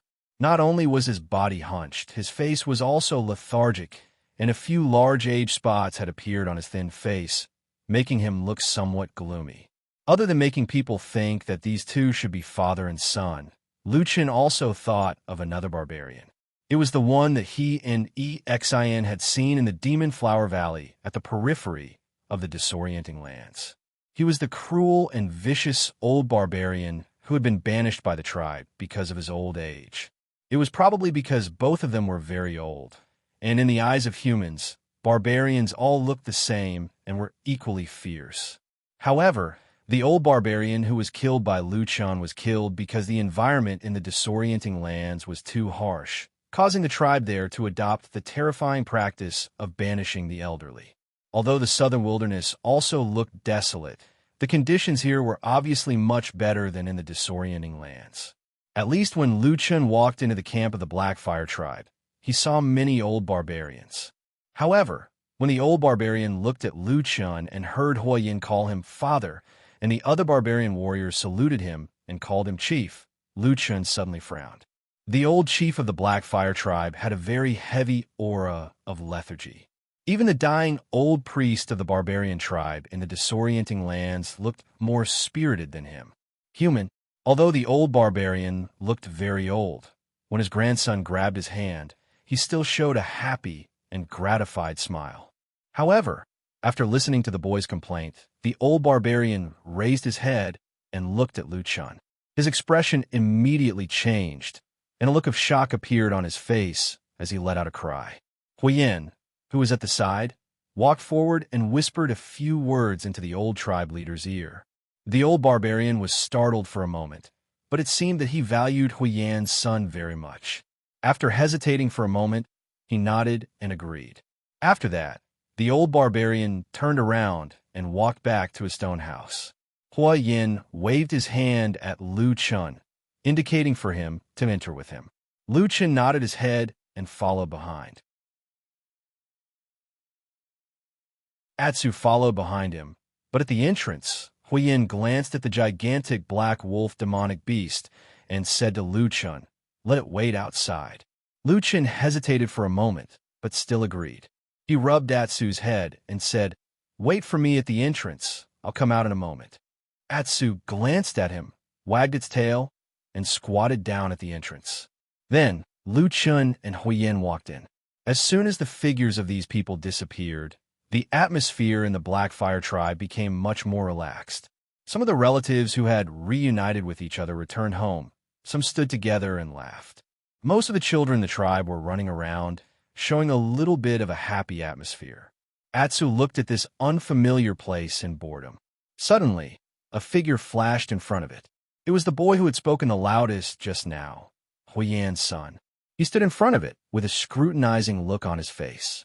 He looked at this gigantic demonic beast, which was rarely seen in the wilderness, with a hint of curiosity and passion in his eyes. Atu snorted and barked a few times. He lifted his head warily and looked at the young berserker. After entering the stone house, Lucien looked around and found that the furnishings in the house were extremely simple. There was a wooden bed, a stone cabinet, and a piece of animal skin. That seemed to be all. In the middle of the house, there was a pit. There were a few charcoal fires burning in the pit, and 3 wooden supports were propped up on top of it. A black clay pot hung from it. From time to time, there would be a crackling sound coming from the pot. It was unknown what was being burned. This was the place where the tribe leader lived, but it was already so simple. It was easy to imagine the situation in other places. It seemed that the Black Fire tribe was not in a good situation. However, neither the old barbarian tribe leader nor Huiyin had any reaction to this. They were probably used to it. After entering the house, the old tribe leader sat down at one end of the fire pit. Huiyin let Lu Chun sit on the other side, and then he knelt down beside the old tribe leader. He began to tell the tribe leader, who was also his father, in detail about the beginning and process of this matter. During this time, he even motioned to Lu Chun and asked for the fire god's staff, handing it over to the old tribe leader for him to see. Lu Chun was silent, but his eyes were secretly observing the 2 barbarians. From their conversation, he found out that the old tribe leader was called Fire Tiger, an old and ferocious tiger. As the old Fire Tiger listened to his son Huiyin's narration, his gaze occasionally swept past Lu Chen's face and then looked at the fire god's staff in his hand. At this time, it was difficult to see any special emotions in his expression. Apart from the reverence that came from the bottom of his heart, there was also a reverence towards the legendary fire god. As Huiyin continued to narrate, there was a faint trace of excitement on his face. This was because he had already begun to talk about the most important matter. He believed that Lu Chun was favored by the fire god, and that the fire god must have bestowed a gift to the Black Fire tribe. Therefore, he was the priest that the Black Fire tribe had dreamed of for many years. As long as they had a priest, the Black Fire tribe that had been weak for many years would have hoped to rise again. At this point, Huiyin's voice even began to tremble. It was obvious that to him, this goal was the most important matter that he had thought about day and night. Compared to the excitement of his young and strong son, Huiyin's expression was much calmer than his gratitude towards the fire god's gift. Perhaps it was because he had lived for a long time, but his thoughts were heavier. When he looked at Lu Chun, there was a heavy suspicion in his eyes. Lu Chun could see this, but it didn't matter. He had never really thought of becoming this priest of the Black Fire tribe. He wouldn't do it, and he didn't want to do it. At this moment, Lu Chun couldn't wait for the Fire Tiger tribe leader to give the order to chase him out. This way, everyone would have less trouble. When Huiyin finally finished telling his father about the course of events and his lofty aspirations, the aged Fire Tiger pondered silently for a long time. He did not agree, nor did he object. Instead, he suddenly opened his mouth to ask Lu Chun, "Do you have anything to say?" Lu Chun glanced at him and sneered in his heart, but his expression did not change. He calmly said, "I have already told Huiyin what I wanted to say. First, it was an accident that I came to the southern wilderness. I never thought of bringing the fire god staff here. Second, I have no intention of being a priest in the Black Fire tribe. As long as you allow me, I can leave now." He paused for a moment before continuing. "This fire god staff isn't of much use to me. If it really is an important treasure of the Black Fire tribe, I can keep it and give it to you." Originally, Flaming Tiger's expression was somewhat gloomy and tense. However, when he heard Lu Chen's last sentence, he was startled for a moment. Immediately after, his expression eased up a little. But Huiyin, who was sitting beside him, was somewhat anxious. He said in a low voice, "Lu Chun, don't talk nonsense. All the coincidences that you came here were all arranged by the fire god. Moreover, apart from you, no one else can activate the power of the fire god's staff. All of this must be the fire god's decision to let you be our Black Fire tribe's priest." Lu Chun was somewhat speechless. He shook his head and smiled bitterly. Looking at Huiyin's serious expression, he didn't know what to say for a moment. Huiyin also frowned. After a moment of silence, he lowered his head again. Using his withered palm, he gently stroked the fire god's staff. There was hesitation and contemplation on his face. Hui Yin, who was at the side, saw that his father seemed to be wavering. He immediately became somewhat anxious. Just as he was about to urgently persuade him again, suddenly, at this moment, there was a sudden commotion outside the stone house. A roar was heard, followed by a series of exclamations from near and far. There was also a somewhat shrill scream mixed together. The three people in the stone house were all startled. Each of them had heard a familiar voice. The shrill scream belonged to Hui Yan's son, and the low and angry roar belonged to Atsu. As for the other cries of alarm, they belonged to the surrounding barbarians of the Black Fire tribe. Hui Yan and Lu Chun immediately stood up from the ground. After looking at each other, they immediately strode outside. While Hui Yan was also shocked, he followed them out of the house. Once outside, a horrifying scene appeared in front of everyone's eyes. Not far from the stone house, a huge black wolf was roaring and pouncing on the barbarian youth. At this moment, two of Atsu's huge front claws were pressed on the youth's shoulders.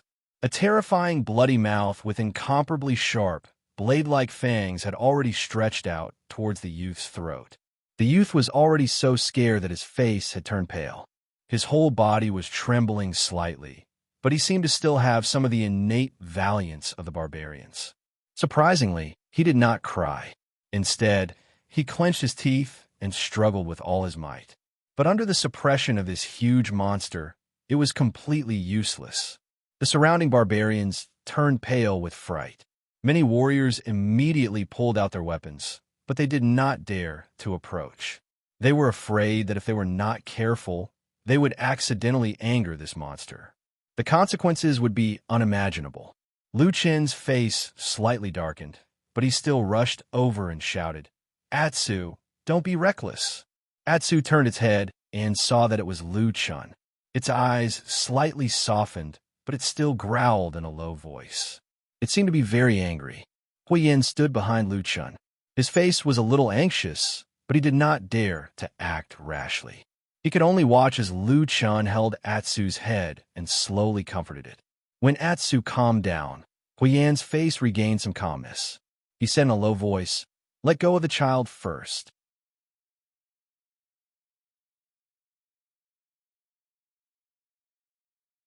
Chapter 294. Lu Chun glanced at him, then nodded. He held Atsu's head in his arms, hugged it tightly, and then slowly pulled it back. Atsu let out a low growl, seemingly unwilling. But seeing that Lu Chen's expression was especially resolute, it hesitated for a moment, then finally followed Lu Chen's lead and slowly retreated. Even its front paws slowly left the youth's shoulder. The surrounding Black Fire tribe members all widened their eyes, their expressions nervous. The youth didn't even dare to breathe loudly, afraid that he would suddenly startle this huge beast, and in the blink of an eye, it would be a bloody disaster. Seeing the huge black wolf slowly retreat a few feet under Lu Chen's advice, Hui Yin, who had been waiting on the side for a long time, suddenly rushed forward and pulled the youth up from the ground. Then, with a clean and neat roll, in the blink of an eye, they were already several feet away from the huge black wolf. The surrounding Black Fire tribe members immediately let out a cry of relief. Then, 7 or 8 warriors immediately held their swords and stood between the two sides, fiercely looking at Lu Chun and Atsu. Lu Chun frowned, but didn't say anything. On the other side, Hui Yin pulled the youth up, and the chief Hua, who also came over. The two looked at the boy with concern and asked in unison, "Huing, are you all right?" The barbarian youth called Hua Ing suddenly jumped up from the ground. The original fear on his face disappeared and was replaced with shame and anger. He pointed at Atsu and shouted, "Dad, kill it, kill it!" Lu Chen's expression suddenly darkened, and Hui Yin frowned. Before he could say anything, Hua Ing had already run to Hua Hu's side, grabbed his hand, and shouted, "Grandpa, this black wolf wants to kill me. It wants to kill me. I definitely won't let it go. Kill it." Ever since it entered the Black Fire tribe, it didn't provoke anyone but you. The one who spoke was Lu Chun. His eyes were cold as he asked. Huyen frowned. He turned around to look at his son and asked, "What happened when we entered the house?" The firehawk froze for a moment, then shook its head with a resolute expression, shouting, "I just saw that this black wolf looks pretty good, and I somewhat like it. I wanted to take it as a mount, but I didn't do anything else. Who knew that this beast would be so ferocious and almost killed me? If I wanted to kill you, you would be a dead man by now," Lu Chan said coldly. The firehawk was speechless for a moment, and then he flew into a rage. He pointed at Lu Chun and roared, "You lowly human, how dare you speak to me like this? Kill him, kill him!" As he spoke, he shouted at the barbarian warriors around him, as if he was used to ordering others around. The strong barbarian warriors, standing at the side, looked at each other.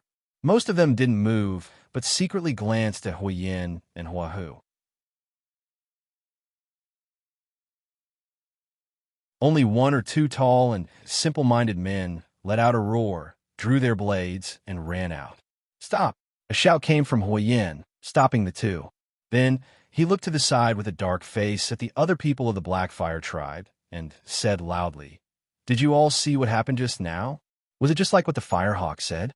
The barbarians of the Blackfire tribe that he looked at, whether they were the warriors, the old, the weak, the women, or the children, none of them responded.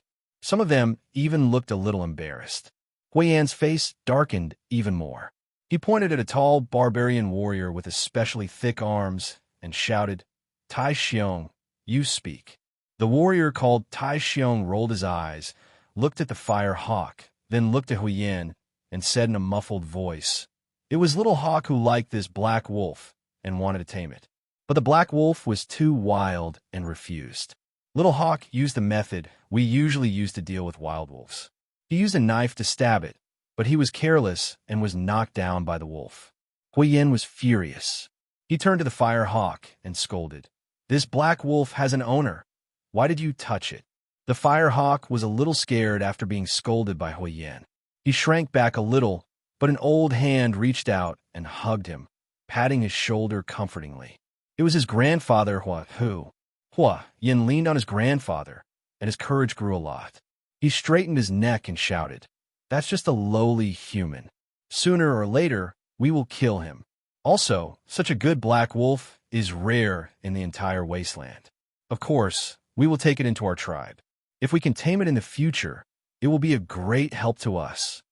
Nonsense. Huyen was so angry that smoke was coming out of his 7 orifices. He took 2 steps forward and was about to slap him. But at this time, Huahu frowned and suddenly stretched out his hand to stop him. He then said indifferently, "Little Hawk is doing this for the good of the tribe. Isn't it just a demonic beast? It's no big deal." Huyen was startled and said in shock, "Father, this is Lu Chen's black wolf. And what Little Hawk is doing is wrong. How can he—" "Enough." Huahu waved his hand and interrupted his son's words. His gaze turned to Lu Chun, who was standing side by side with the huge black wolf. A trace of haze flashed in the depths of his eyes. After a moment of silence, he slowly said, "You can leave." "Father, grandfather, patriarch," several voices cried out at the same time, all of them filled with surprise.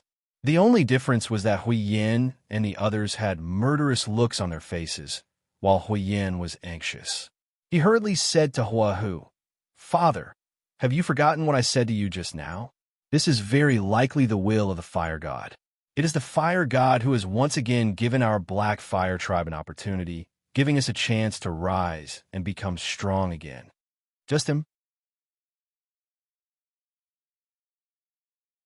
This voice was a little immature and resentful. It was the teenager Huyen who interrupted. Obviously, he was still brooding over the humiliation he had just received. Lu Chen glanced at the teenager and smiled coldly, not saying a word. Huyen's anger rose, and he shouted at Huyen, "Shut up!" Then he turned his head to Huahua, lowered his voice, and earnestly said, "Father, don't you know how big the difference is between the tribes in the wasteland and whether they have priests or not? This is a once-in-a-lifetime opportunity. We must not miss it." The expression on Huahu's withered and old face fluctuated. In the end, he still shook his head and said with a cold expression, "Lu Chun, You are originally a human. According to reason, if a person like you comes to our tribe, killing you is already giving you satisfaction. But for the sake of the fire god staff, we will let you go. You can go. Lu Chun replied with an "oh" and said, "Then I thank you very much." Hua Hu's face darkened. It seemed that he was very unhappy with Lu Chen's attitude of not thanking him and not kneeling down with his tail between his legs. However, he still endured it and coldly laughed dryly, saying, "As for the fire god staff, it is a divine weapon of our black fire tribe. It will stay with us." After saying this, he waved his hand and raised his voice, shouting, "Drive him out of the camp." Seeing his grandfather stand up for him and resolutely reject his father's unreliable suggestion, ordering him to chase this hateful human out of the tribe, Fire Eagle almost jumped up in joy. Although he was a little regretful that he could not kill this hateful human in front of everyone, he could still vent his anger. Hua Ing waved his fist and followed Hua Hu's shout, "Drive him out, drive him out. If this person dares to resist, kill him for me." Hua Hu, the chief of the Black Fire tribe, who was standing next to him, suddenly froze, and his voice came to an abrupt halt. Hua Hu, the chief of the Black Fire tribe, who was standing next to him, suddenly turned ashen. All the barbarian warriors of the Black Fire tribe, those fierce and valiant men who seemed to be able to fight a demon beast on their own, actually did not stand up at this moment. Almost everyone stood in place, including the two people who wanted to rush out to vent Hui Ying's anger. The eyes of every tribal warrior were secretly looking at Hui Yin. The atmosphere of the entire Black Fire tribe instantly became cold and silent. Except for Hui Yin, almost all the barbarians' faces changed slightly, whether it was the warriors or the old, weak, women and children who were watching from the side. This was a scene that had never happened in the Black Fire tribe before. In the past, Hua Hu and Hua Yin were father and son. One was the chief, while the other was the chief of the warriors. Hua Yin was almost naturally recognized as the future chief. Everything seemed to come naturally, and everything seemed so smooth and natural. Until today, on this seemingly normal day, because of the sudden appearance of a human, the conflict between the father and son was suddenly placed in front of all the people of the Black Fire tribe. Then, the situation suddenly changed in an unexpected and strange way. All the warriors, even without any orders, all looked at Huiyin in unison, even if the chief, Hua Hu, had publicly issued an order. Hua Yin seemed to feel nothing, coldly standing in the middle of the tribe's camp, not saying a word. He did not move, and all the warriors looked at each other. Surprisingly, no one moved. The atmosphere slowly became tense.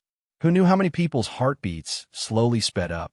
Fire Eagle tightly grabbed his grandfather Fire Tiger's palm. He felt his heart suddenly beat so fast that it was frightening, thumping nonstop. At the same time, he suddenly felt that his grandfather's hand was as cold as ice. He secretly looked at his grandfather, only to see that this old man, who had been the chief of the Black Fire tribe for many years, was slowly looking around with an ashen face.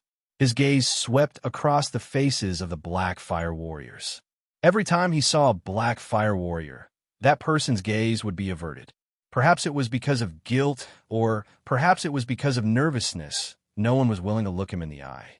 But what made people despair was that even though he seemed to still have some prestige, not a single Black Fire warrior obeyed his orders. The old tiger had lost its claws, lost its fangs. In the end, it no longer had the power of the past. Hua Hu finally retracted his gaze and looked at the center of the crowd, at the man who was as majestic as a mountain. Hua Yin raised his eyes and looked at his father. The gazes of the father and son met in midair. It was as if there was a sudden explosion of thunder in the silence.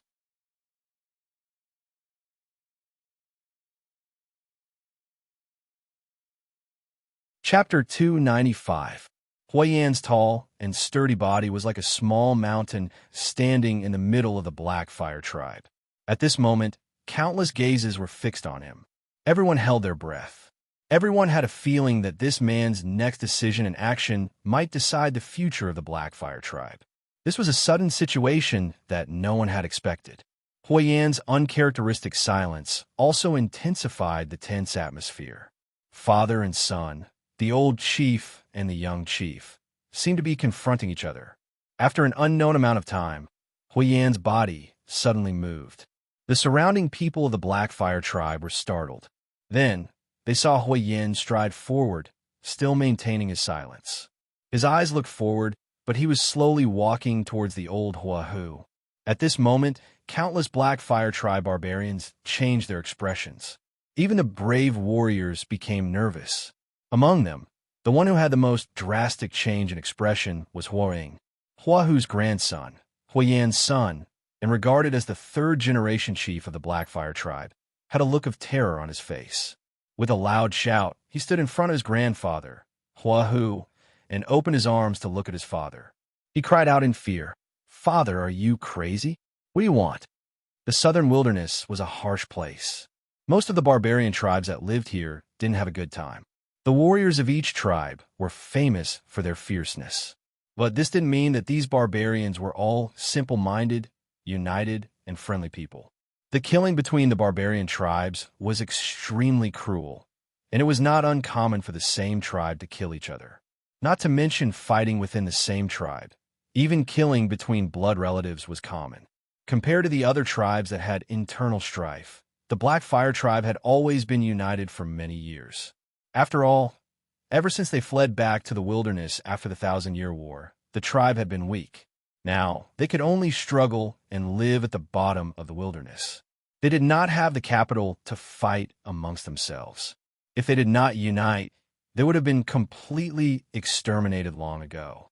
However, was this situation going to change today? As Hui Yan's heavy footsteps came closer and closer, Firehawk felt more and more pressure.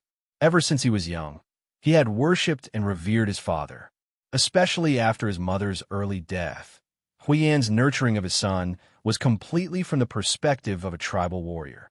Firehawk's greatest wish was to be qualified to take over his father's position in the future and lead the Blackfire tribe to continue surviving in the southern wilderness. If it was possible, he would make the tribe even stronger, kill even more enemies, and seize even more things. This was the Fire Eagle's current dream. In the tribe, the one who doted on him the most was his grandfather, Fire Tiger. Firehawk had never thought that one day, his grandfather, who doted on him the most, might actually have a conflict with the father he respected the most. He stood in front of his grandfather in a daze, not knowing what to do. He looked at the tall figure of his father who was already standing in front of him in horror. His body began to tremble slightly, but even now, he still had no intention of leaving. The young man clenched his teeth and gasped for breath. He forced himself to stand between the two closest relatives in the world and open his arms, wanting to stop them from really starting a conflict. Hui Yan's gaze left his father Fire Tiger's face and lowered his head to look at his son. The young man's face was very much like his own, stubbornness with a hint of fierceness and a hint of pleading in his eyes. With an expressionless face, he stretched out his hand, and with a paw sound, Firehawk cried out in fear and staggered to the side.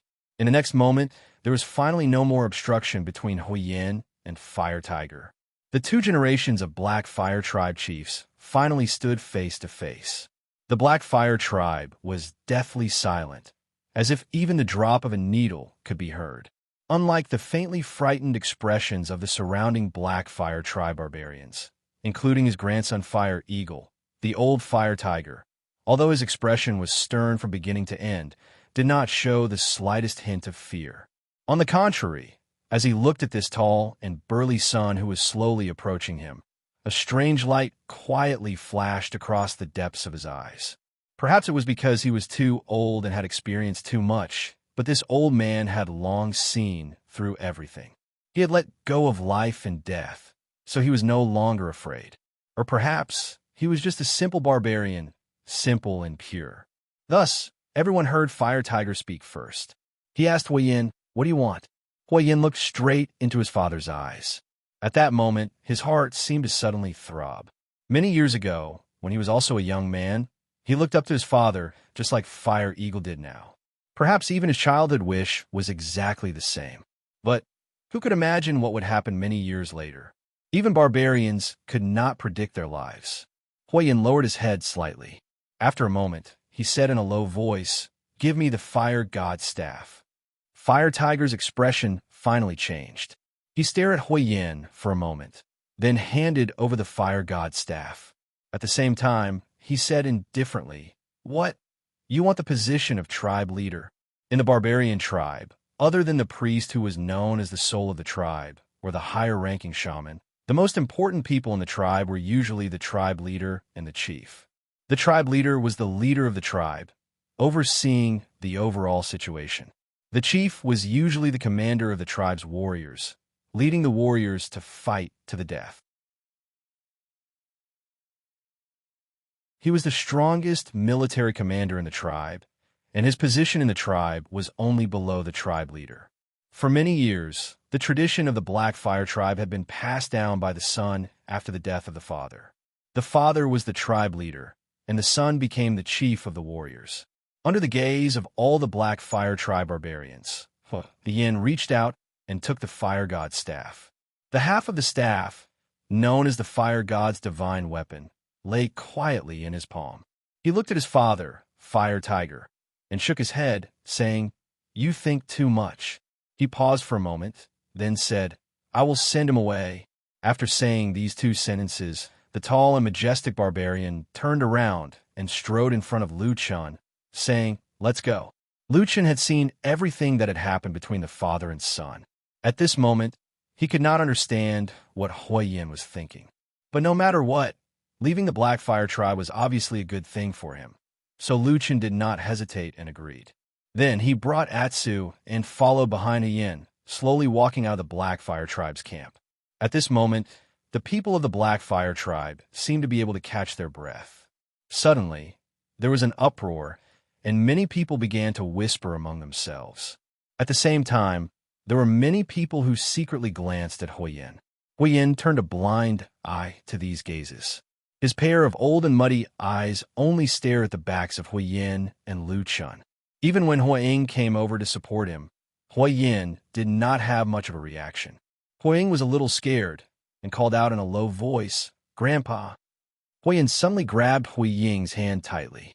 Huaying's body trembled, and he suddenly sucked in a breath of cold air. He suddenly realized that this seemingly old grandfather of his was shockingly strong. And just as he was shocked, he heard a low and hoarse voice. It was Huayin, using a voice that only he could hear, saying, "Follow him and watch carefully. Don't let your father leave." Huayin subconsciously agreed. Then Huayin let go of his hand, turned around, and walked back to his stone house. The dark shadows swallowed his figure in the house, making people unable to see this old man for a moment. The surrounding barbarians of the Black Fire tribe also began to slowly disperse. An internal strife that could have been a huge upheaval was resolved just like that. Everyone heaved a sigh of relief. Hence, no one paid any more attention to the Firehawks. Huayin lowered his head, and while no one was paying attention, he began to walk towards the entrance of the tribe's camp. At the same time, he suddenly thought of what his grandfather had just said. It was somewhat inexplicable, and he must have said something wrong. The human was very suspicious. Of course, he couldn't let him go so easily. According to Huaying's idea, it would be best to kill him directly. But how could his father, Huayin, leave? He was connected to the Black Fire tribe by blood. Leaving so easily was impossible. The young Huaying laughed to himself. Although he was still a little uneasy, he still quickly walked towards the entrance.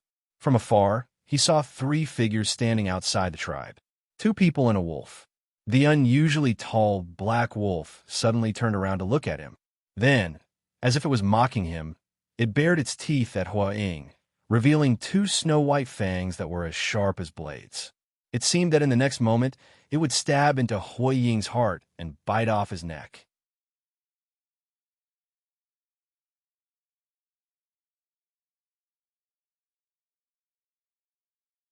Chapter 296. The sky had unknowingly darkened, and the day was about to pass. The two people standing outside the Black Fire tribe, Huiyin and Lu Chun, looked completely out of place. Their postures and expressions were completely different from each other.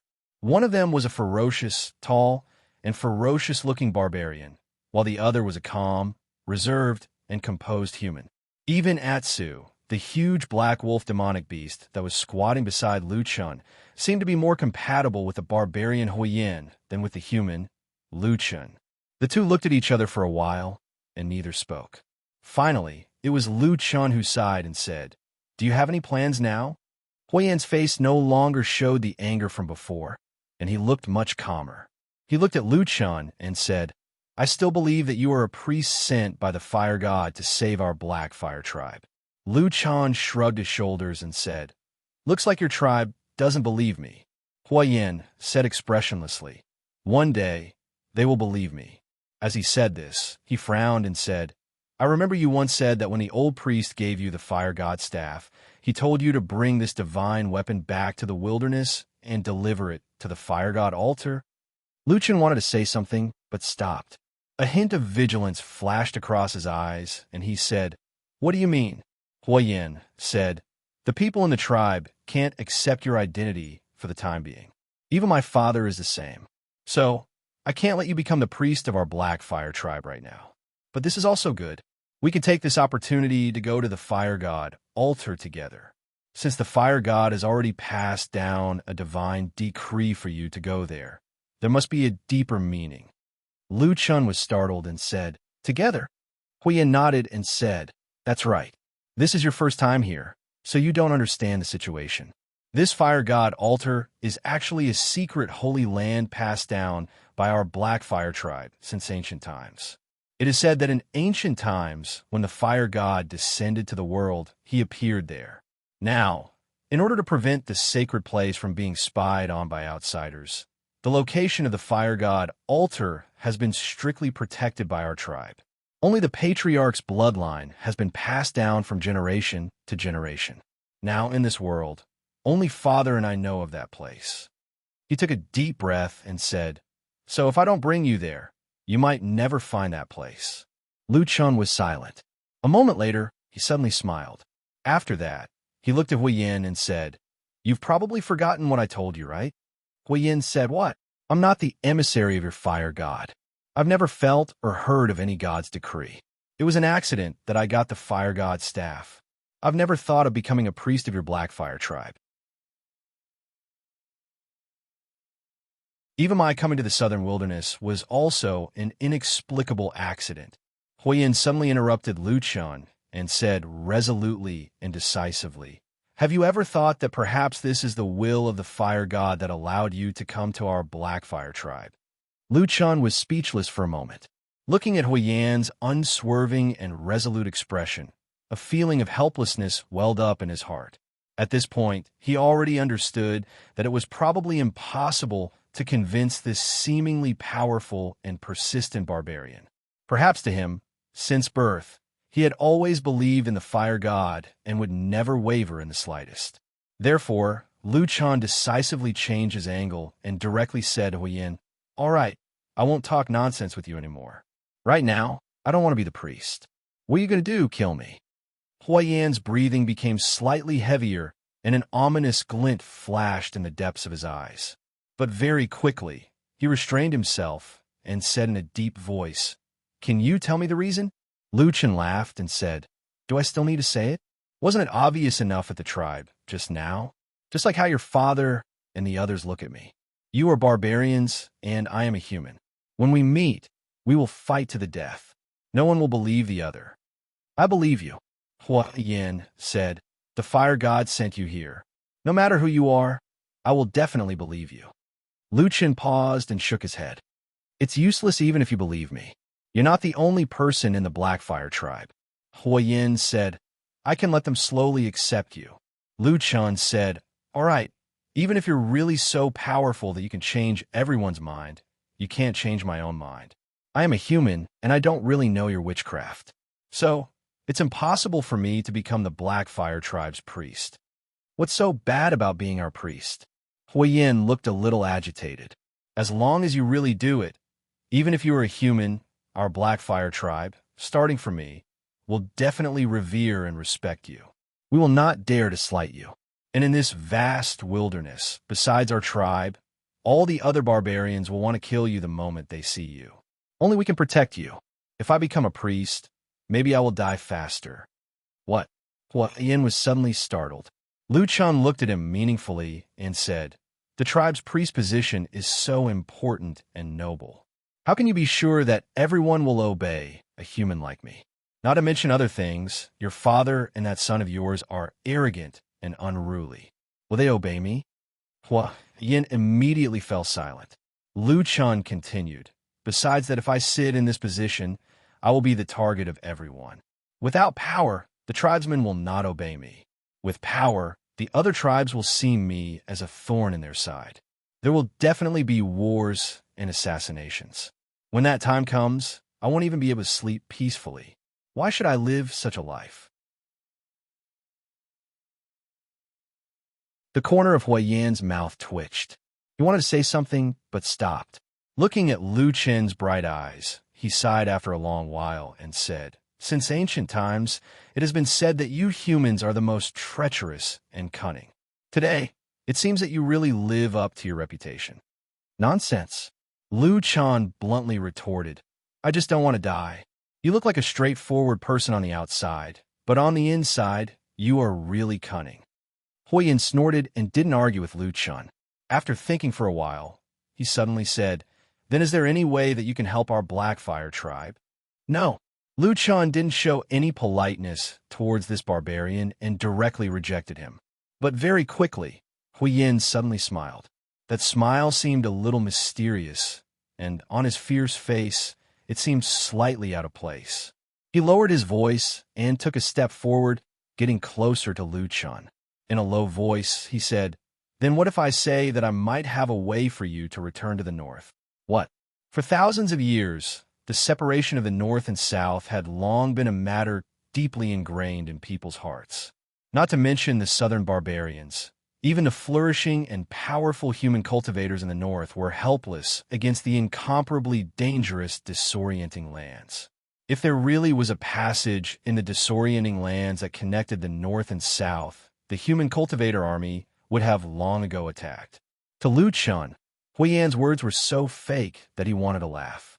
But when he saw the serious expression on Hui Yan's face, he couldn't help but swallow the words that were on the tip of his tongue. After a moment of silence, he said, are you joking? No. Hui Yan said, do you know of a secret passage that can allow me to return to the north? Yes. I don't believe you. Lu Chun suddenly sneered. The enmity between our two races is as deep as the sea. If there really was such a passage, the barbarians would have long since killed their way there. Hui Yan shook his head. That passage is incomparably dangerous. Ordinary people can't pass through it. If a large army were to head there, it would only result in complete annihilation. On the contrary, if it was a single person, perhaps there would be a chance. Lu Chun sneered. Do you think I will believe your ridiculous words? Hui Yan stared at him and suddenly took a step forward. This time, he whispered in Lu Chen's ear in the lowest voice possible. At first, Lu Chen's expression was still somewhat cold, but very quickly, he revealed a look of astonishment. Then, his eyebrows furrowed and he fell into deep thought. Even after Hui Yan finished speaking and took a few steps back, Lu Chun was still in deep thought for a while. After a while, he looked up at Hui Yan and asked, is this true? Hui Yan's expression was indifferent. He reached into a bee skin bag at his waist and fell around for a while. Then, he threw something over. Lu Chun grabbed it and looked at it carefully. It was half a broken wooden tablet. It was dark brown in color and half the size of a palm. He could vaguely see a picture carved on one side. It was twisted and stretched. It was neither a word nor a seal. For a moment, he couldn't tell what it looked like. However, Lu Chen's body trembled slightly. His gaze was fixed on the wooden tablet. After a long while, he let out a long breath and threw the wooden tablet back to Hui Yan. Hui Yan caught it and stared at Lu Chun. How is it? Do you recognize this thing? Lu Chun slowly said, consider yourself lucky. There aren't many people in this world who can recognize this thing, but I just happen to be one of them. A light flashed in Huiyan's eyes. Then you believe me? Lu Chen was silent for a long time. Then, he said, although what you said is a little absurd, I believe you. Huiyan quietly clenched his fist and took a step forward. You're willing to help me? Lu Chen slowly nodded. Even if there's only a sliver of hope, I don't want to stay here. Good, Huiyan resolutely said. I swear to you, as long as you can help me and make the Black Fire Tribe strong again, I will tell you the secret that can let you return to the north. If I violate this oath, let the fire god punish me and make me die a horrible death. Lu Chen looked at him, but shook his head and said, no. Huiyan frowned. What? Lu Chen stared at him and said word by word, I don't want your life. If you want to swear, do it in the name of the entire Black Fire Tribe. If you lie to me in the future, then the fire god will betray you and send down divine punishment. The Black Fire Tribe will be exterminated from this world. Huiyan was furious. He growled like a giant beast and grabbed Lu Chen's chest with both hands, almost lifting him up. Beside him, Atsu also jumped up in fright. He bared his sharp fangs at Huiyan and growled. Huiyan ignored Atsu and looked at Lu Chen with a pair of bloodthirsty eyes. You dare to curse the Black Fire Tribe? Lu Chen's face showed no fear. He only said lightly, what? You don't dare to make this oath. You're tuning in to the Romance Rendezvous YouTube channel. We're so grateful for your support, and don't forget to subscribe to join us on this incredible journey through captivating stories. Your generosity through donations truly makes a world of difference, as it's the primary source of revenue that allows me to expand and enhance this channel for you. Thank you from the bottom of my heart for being a part of this adventure.